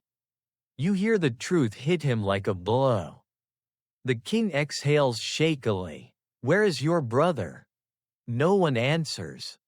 Until the historian coughs awkwardly and says, "Rumor suggests he is with the queen." The air in the tower shifts. The older prince stiffens, eyes narrowing like a blade drawn an inch from its sheath. "He what?" The historian backtracks immediately. Not politically, not improperly, only that. They were seen speaking privately. Perhaps about the rebellion. But the damage is done.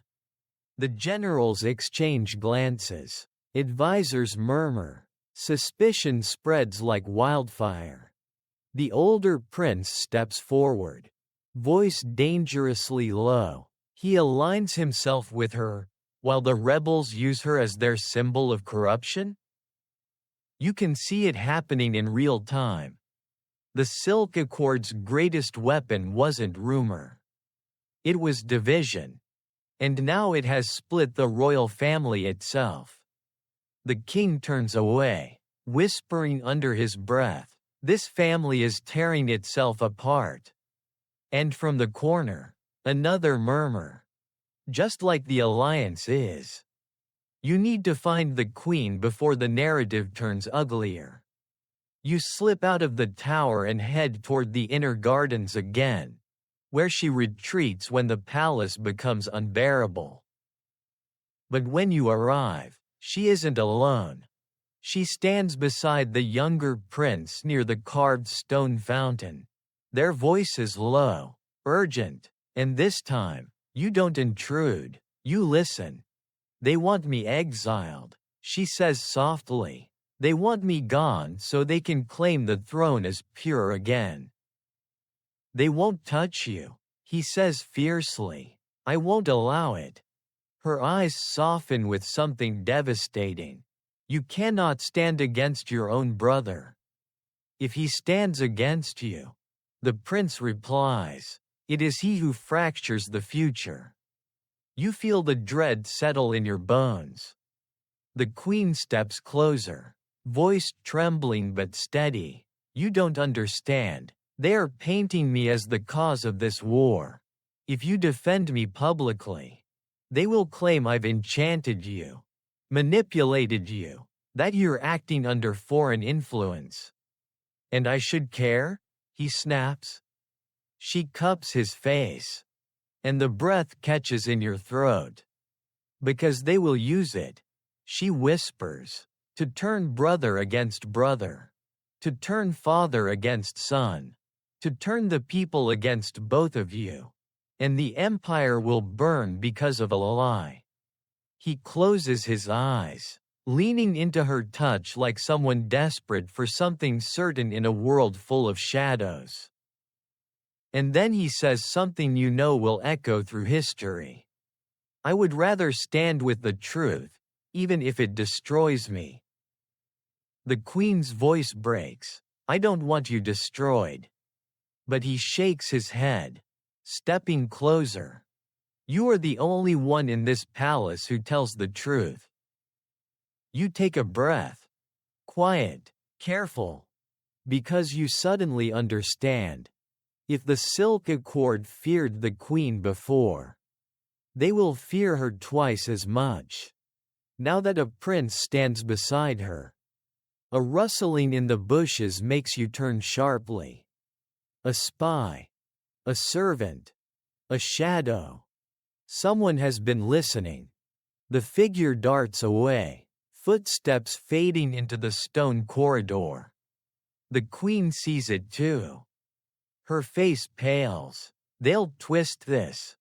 No, the prince says. I'll explain. You won't get the chance. And you believe her.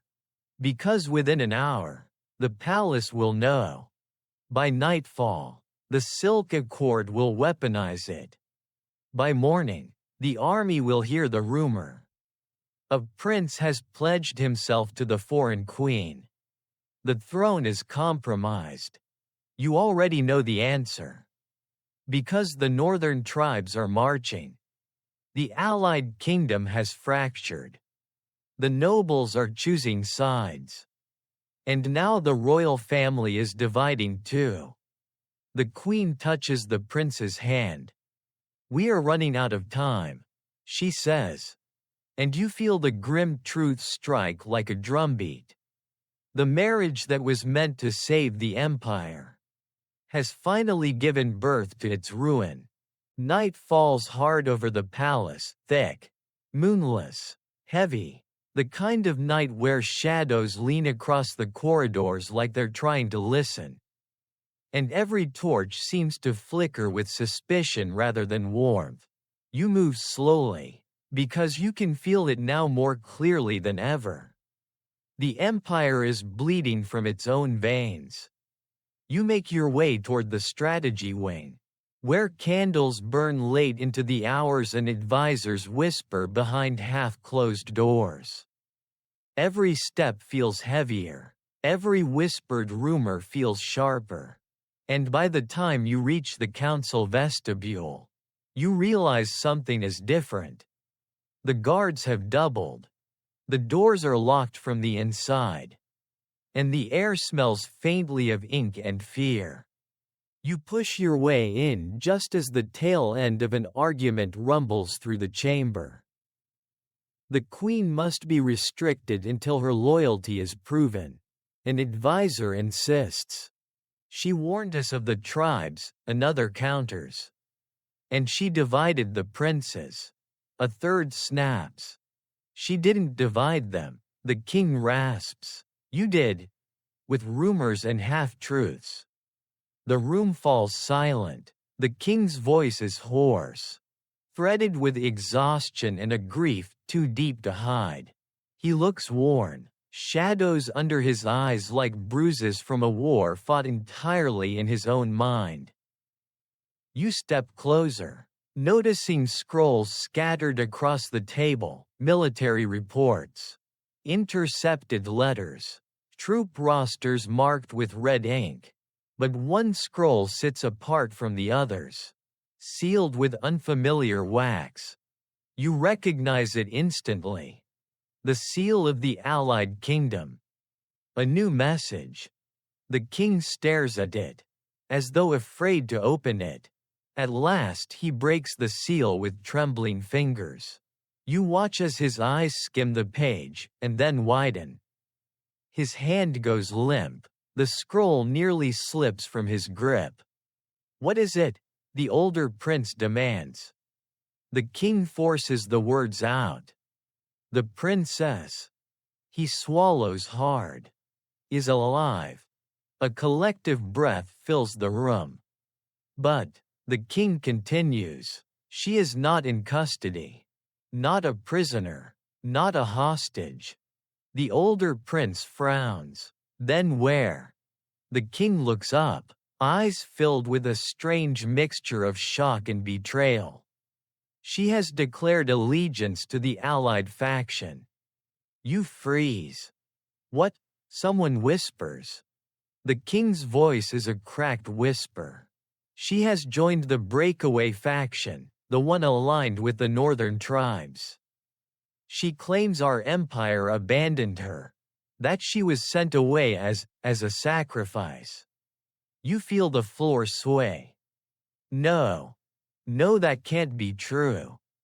The older prince turns white as marble. "She would never." But doubt flickers in his eyes. "She is lying," an advisor says. "She's being coerced." "Or she believes it," another murmurs. "She was frightened, alone." The king drops into his chair as if the strength has been drained from him. "My daughter believes I betrayed her." You stand frozen, unable to breathe. Because this isn't just a crack in the empire. It's a fracture straight through its heart. And someone wanted this. Someone orchestrated this. The older prince's jaw tightens. This is propaganda. A ploy. They're using her name. But the king doesn't respond, because he doesn't believe it. True or false no longer matters. Belief is enough. Before anyone can process the blow, a guard bursts into the room, panting hard. "My king!" News from the inner barracks. Everyone stiffens. The guard lowers his head. The soldiers have chosen sides. The king stands slowly. "Explain." They've split into two camps. One group rallies behind the older prince. Those who reject the alliance and demand the queen's removal. The other group rallies behind the younger prince, who they believe speaks for the truth. Not the throne. And there it is. The army, the empire's backbone, has finally snapped in half. Which side is larger? An advisor asks. The guard hesitates. "We don't know yet." They refuse to stand in the same yard to be counted. A spark of panic ignites. The older prince steps forward, fist clenched. "Then we need decisive action. We need to declare the younger prince compromised and put him under protection." Protection, the historian whispers, is such a polite word. You glare at the oldest prince. You want to arrest him? He aligns himself with the queen. He snaps. And now the soldiers think their bond is proof of a conspiracy. Your stomach twists. There is no bond. Rumor says otherwise. He says coldly. And rumor runs faster than truth. Before you can respond, the king slams both hands on the table. Enough. No more divisions. No more accusations. My sons will not destroy each other. But his voice trembles, because even he feels the truth. This is beyond his control now. The queen, he begins. Everyone leans in. Is to be confined to her chambers until we know more. You inhale sharply. So does the older prince, relieved. So does the court, satisfied.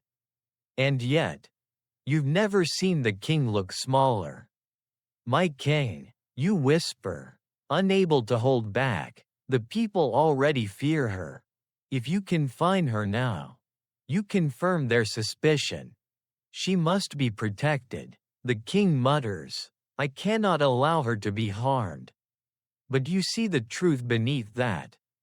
He cannot allow her to be blamed. Because if she is blamed, the marriage collapses. And if the marriage collapses, the empire falls with it. The older prince bows. The decision is wise. But the king looks haunted. As the room empties into frantic planning and whispered strategy, you slip into the corridor, only to feel a cold dread settle in your chest. Because someone is waiting there.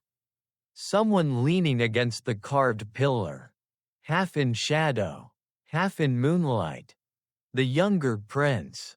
Eyes burning. Jaw set. Breath ragged as though he sprinted from the outer courtyard. You heard, he says. You nod. He steps closer. They mean to confine her. Again, you nod. He exhales sharply, voice trembling with fury. They think she caused this. They think she controls me. They think. He stops. You step closer carefully. What will you do? His voice is a whisper, raw, quiet, and terrifying in its resolve. I will not abandon her. A cold wind sweeps the corridor. Even if it means, he says, standing against my own blood. You feel your heart drop. Because this is no longer just political division. No longer rumor. No longer faction. This is the moment the fall becomes irreversible. You don't need historians. You know it. The dynasty has begun to bleed. And the wound is deep. The queen.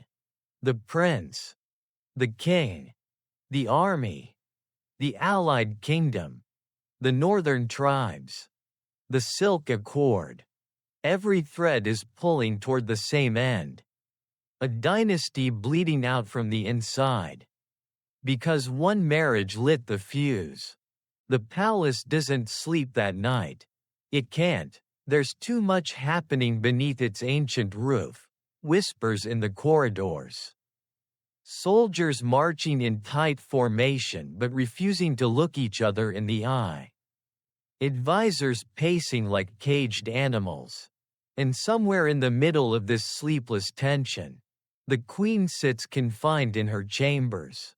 As dawn approaches with the soft, indifferent light of a world that doesn't care that an empire is falling apart. You stand outside the queen's door with the younger prince, who hasn't left this spot since the king ordered her confinement. He leans against the stone wall, arms crossed, breathing through clenched teeth. It's not the posture of a prince waiting. It's the posture of a man bracing for war. Inside the chamber, you hear faint movement, footsteps. The rustle of silk, the quiet sound of someone refusing to break. We have to get her out. The younger prince mutters. They think she's the problem. But she's the only one who understands what's happening, really happening. You glance down the hallway. Torches flicker. Guards stand at attention. But there's something wrong. One of the guards keeps glancing over his shoulder. Shifting nervously. Tapping the hilt of his sword. Another keeps swallowing hard. Like a man who wants to run but can't. Fear is eating the palace alive. You lower your voice. If you break her confinement, you'll be naming yourself as her ally. Publicly. He doesn't hesitate. Then let it be so. You feel the weight of those words. If the older prince hears this, he'll interpret it not as loyalty, but as betrayal. A whisper, soft as breath, slips between you. Your Highness? It's a maid from the queen's rooms. Slipping out quietly, she curtsies shakily, then hands the younger prince a folded scroll. From the queen, she whispers.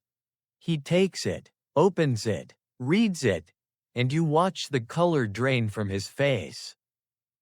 "What does it say?" you ask. He hands you the parchment. "Do not fight for me." The empire bleeds because of fear, not truth. If you stand with me now, they will make you their enemy. Your survival means more than my freedom. You exhale. The letter is calm, precise, heartbreakingly gentle. It's not the letter of someone plotting. It's the letter of someone trying to protect him even while she's being destroyed. The prince grips the parchment so tightly it crumples. "I won't abandon her," he whispers, voice raw. "She's not the cause of this." Before you can answer, heavy boots echo from the corridor. The older prince arrives with 6 guards behind him. He sees his brother and stops. Something shifts in his expression. Not anger, not triumph, but a twisted mix of disappointment and inevitability. "So it's true," he says quietly. "You're here, standing guard over her." The younger prince steps forward. "She isn't the threat." The older prince lifts his chin. "The palace believes she is." "That's because you're helping them believe it." The older prince's voice hardens. "The queen must remain confined for her own safety." "And yet you brought guards," the younger prince says, as if expecting resistance. "I expected the truth," the older prince replies. "And here it is." Their eyes lock, 2 futures colliding. You feel the moment tipping, and then something disrupts it. A messenger sprints down the corridor, face pale, shouting without breath. The Allied Kingdom, the breakaway faction, has named the princess as their chosen heir. The world stutters. The older prince's face goes slack. "What did you say?" The messenger doubles over, gasping. They've declared her the rightful ruler. They claim the bloodline of their kingdom and the empire flows through her." The younger prince staggers backward as if struck. "She's being used," he whispers. "Manipulated." The messenger shakes his head. "Their people believe it. They're rallying behind her." The older prince's expression twists. "Then our throne is next. They'll claim she outranks us." "They already have," the messenger says softly. Silence falls like a blade. Then the older prince turns, slowly, deliberately, toward the queen's chamber door. "This is her doing," he says. "No, it isn't," the younger prince snaps. "She would never." "No?" the older prince growls. "Her homeland collapses and suddenly our princess becomes their chosen heir? The northern tribes march under their banners? Half our army follows you. The other doubts the king. And the people whisper of a half-foreign lineage?" He steps closer, fist trembling with rage. "She has bound us to the fall of a dying kingdom. She warned us," the younger prince shouts. "She begged us to listen." "And you believed her," the older prince says, voice shaking, "because she deceived you." The younger prince lunges forward, but you grab his arm just in time. "This isn't a fight. This is a fracture made visible." The older prince turns to the guards. "Open the queen's door. I will question her myself." You step in front of him. "No." The corridor goes still. The older prince's voice drops into a chilling whisper. "Move." You don't. The younger prince steps beside you. "If you try to harm her." "She's tearing this empire apart," the older prince shouts. "No," the younger prince says fiercely. "Fear is tearing this empire apart. And you're feeding it." The tension snaps like a wire stretched too far.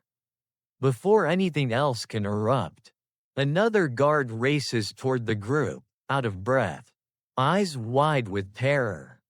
My princes, my king, the royal archivists have uncovered something ancient, about the throne's succession laws.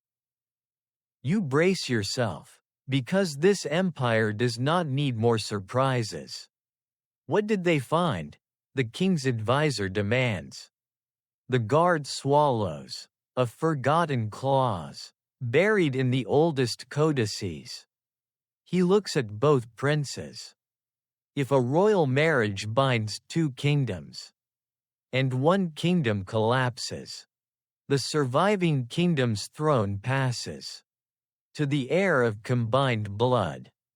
You feel the air leave your lungs. The younger prince stumbles backward. The older prince goes pale. And the guard finishes. If the princess bears a child, that child becomes heir to both kingdoms. The truth hits you like thunder. The marriage didn't just risk destabilizing the empire. It created the legal conditions for the entire imperial throne to be transferred to a child that does not yet exist. A child the allied faction is now pretending already has a claim. A child the Silk Accord is using as a weapon. A child whose idea is enough to break armies. The older prince looks at the younger, eyes filling with something dark. You stand with her, he whispers, because if she bears a child, you know that child will outrank us both. That's not true, the younger prince says, horrified. Isn't it? The older prince hisses. You see the moment trust dissolves. You see the moment brother becomes rival. You see the moment the dynasty begins to fall, not with swords, but with suspicion. The queen's chamber door opens. She steps out, eyes calm, face pale. Posture dignified despite the storm around her. And when she sees the two princes, one furious, one heartbroken, she whispers, "This is what they wanted." The older prince points at her as though she is the blade that's cut his world apart. You, he says, voice rising, are the marriage that is killing this empire. The younger prince steps between them. Don't you dare blame her. But it's too late. The blame has already taken root. And as the queen closes her eyes, whispering a prayer you can't hear, you realize the empire is dying. Its bloodline is unraveling. Its heir is a ghost. Its princes are enemies. Its queen is a target. Its king is lost. Its armies are split. Its allies have turned. Its enemies have united. And all of it, every fracture, began with a single political marriage that was supposed to save them. Tonight, the dynasty bleeds out. And by morning, it may not rise. Dawn arrives like a reluctant witness. Weak light creeping over the palace roofs, illuminating a kingdom trying to convince itself it is still whole. You walk through the eastern halls where the echoes of last night's confrontation cling to the walls like soot. Servants whisper as they sweep. Guards stand rigid with unease. Advisors hurry in tight clusters, as if afraid of being seen alone. And at the center of it all lies the queen's chambers, no longer simply a room, but a symbol, a battleground, a fracture line. The younger prince remains outside her door, refusing sleep, refusing reason, refusing to abandon the person everyone else has labeled a threat. His eyes are shadowed, jaw clenched, posture sharp enough to cut himself on. When you approach, he offers a hollow nod. They've moved the council meeting. He mutters, closer to the war tower. Because of her? Because they fear me, he says grimly. And what I'll do if they try to remove her. You want to reassure him. But the truth is too heavy. The council is preparing something. Something drastic. Something irreversible. Before you can respond, movement shuffles behind the chamber door. The queen steps out. She is dressed simply, not in regal silks. Not in ceremonial fabrics, but in something closer to travel attire. Her hair is braided tightly.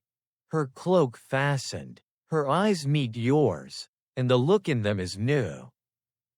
Resigned. Clear. Decisive. She turns to the younger prince. We need to talk. He stiffens. If they're planning to exile you.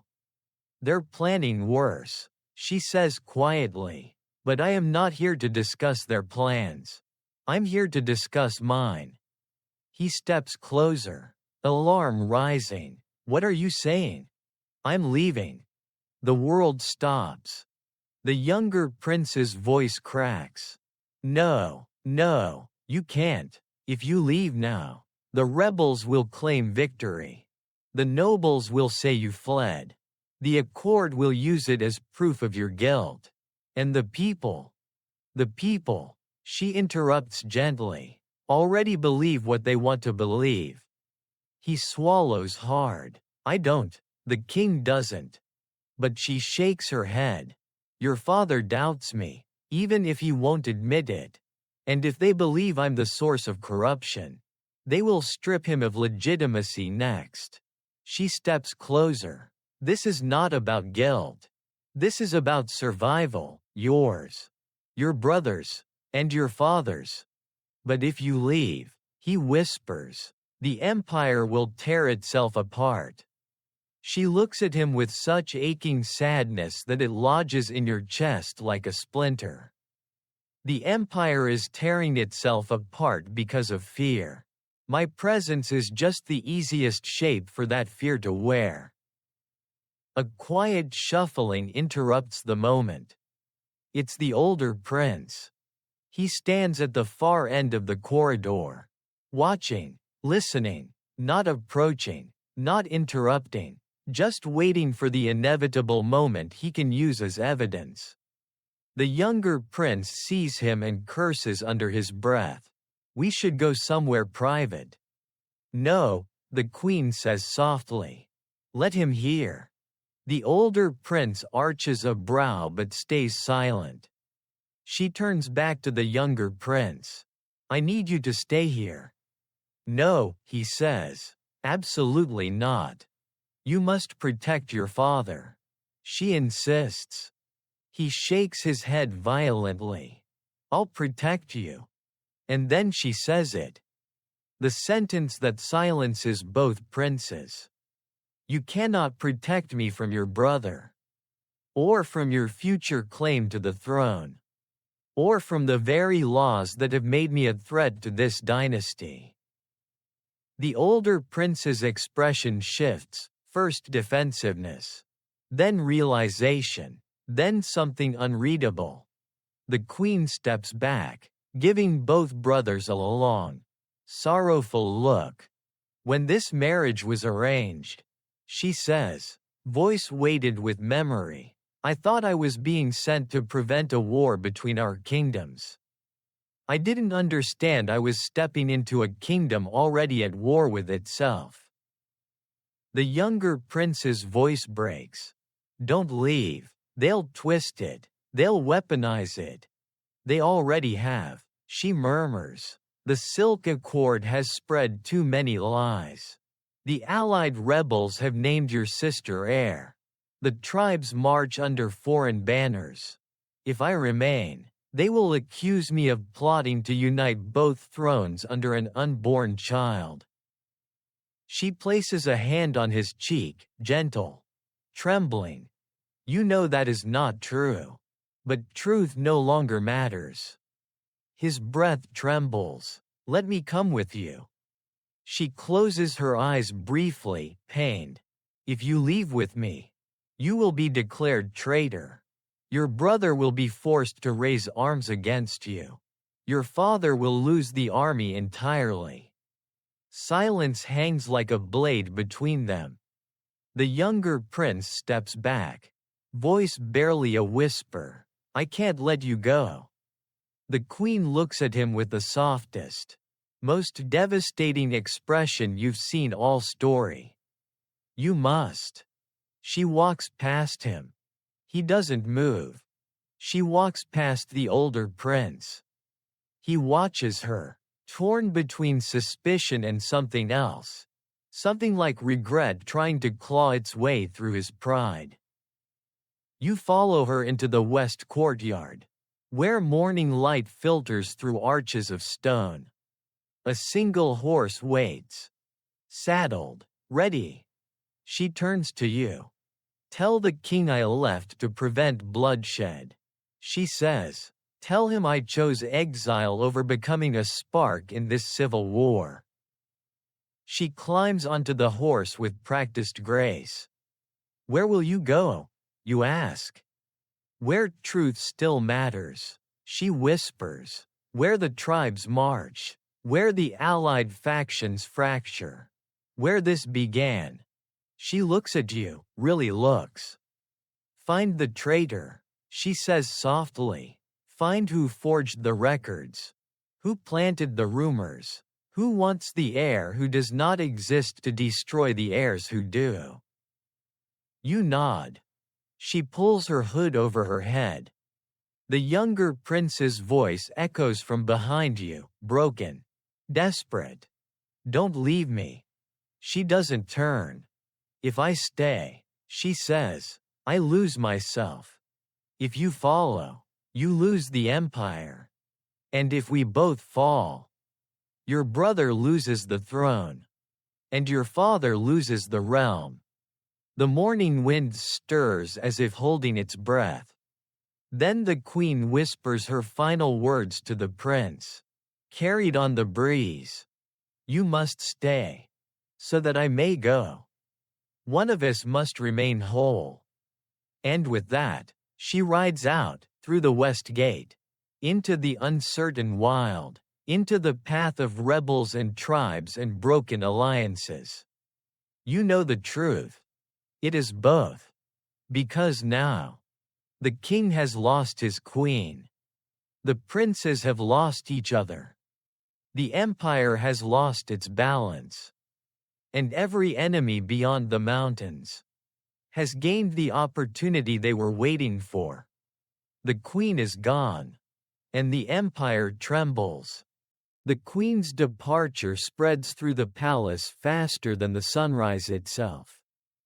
By the time you return from the west courtyard, the corridors are already shifting, guards murmuring, scribes rushing with panicked expressions, nobles pretending they aren't thrilled that the most controversial woman in the realm has vanished into the wilderness. But beneath all the noise runs a deeper tremor. Something irreversible has happened.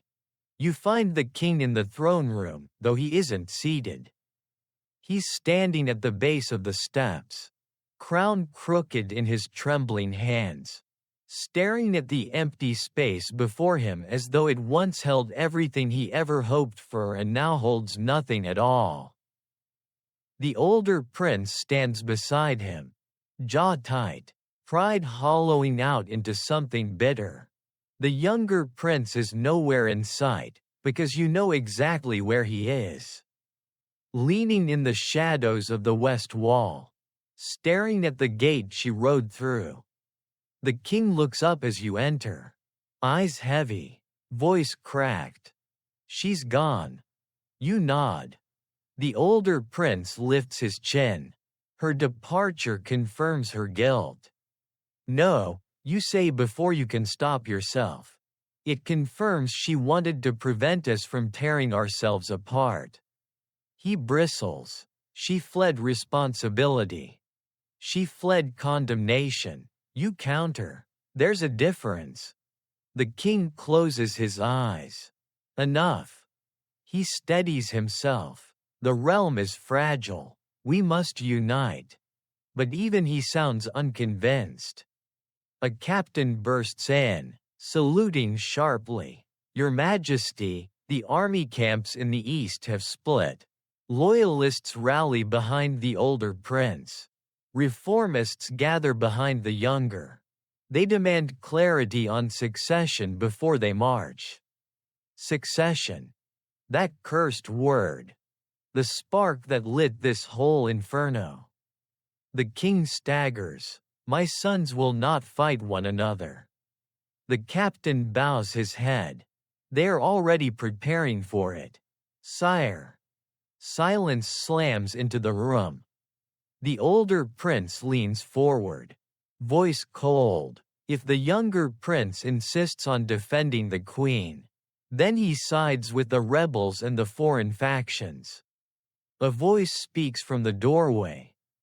And if you insist on accusing her without proof, you side with fear. It's the younger prince.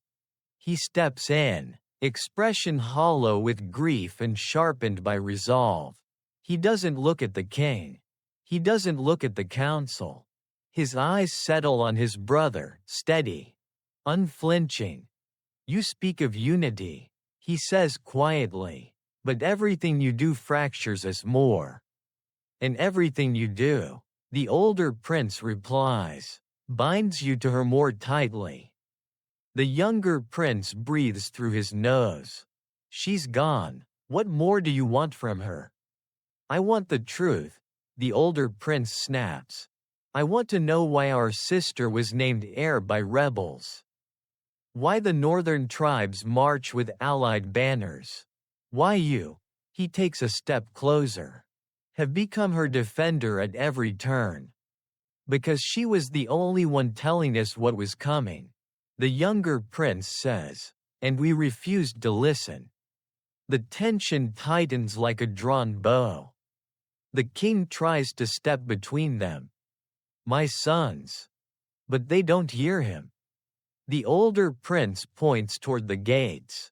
If you follow her now, you doom us all. I'm not following her, the younger prince says softly. I'm following the truth. And if that truth destroys the throne? He hesitates, and that hesitation is everything. The king pales. The older prince's voice sharpens. If you walk out that gate, you are no longer my brother. The younger prince inhales slowly, painfully. If I stay and let lies rule us, I am no longer myself. You step forward, trying to speak, trying to diffuse the moment, but it's too late. Bootsteps thunder outside the palace. A breathless scout bursts into the hall. Your Majesty, the northern armies. They've reached the lowlands. The king stumbles. Already? They will reach the valley fort by tomorrow. Chaos erupts behind you, advisors shouting, generals arguing, servants fleeing like startled birds. The king grips the throne to steady himself. But the throne feels smaller now. Fainter. Almost irrelevant. The older prince turns to the generals. Prepare the loyalists. We march at dusk. The younger prince steps forward. If you march divided, they will destroy you. The older prince doesn't look at him. Then stand with me. A beat. A hopeful beat. A final chance. The hall holds its breath.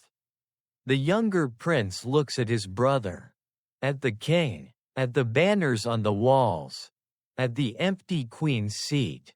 At the throne that has dictated every choice. Every fear. Every fracture. And he whispers. I can't. There it is. The breaking point. The line crossed. The older prince's face goes still, ice. Not fire. Then go. You feel the younger prince's heart crack in the silence that follows. He bows, once, to his father. He tries to speak, but no words come. Then he turns and walks toward the western hall. You follow him. Where are you going? You ask quietly. To stop a war, he says, by finding its cause. And your brother? The younger prince hesitates. His voice softens. My brother made his choice. Now I must make mine. You reach the outer courtyard just as the sun breaks through the clouds. A thin, cold blade of light. The younger prince looks toward the horizon, the same direction the queen fled. She went to find the truth. He murmurs. She believed in something beyond fear, beyond politics, beyond lineage. He mounts a horse. For a second, he looks like the prince he was always meant to be. And if she falls, he says softly, then someone must be there to carry the truth back. He rides out, through the west gate, following her path, chasing the thread that might unravel not the empire, but the lies strangling it.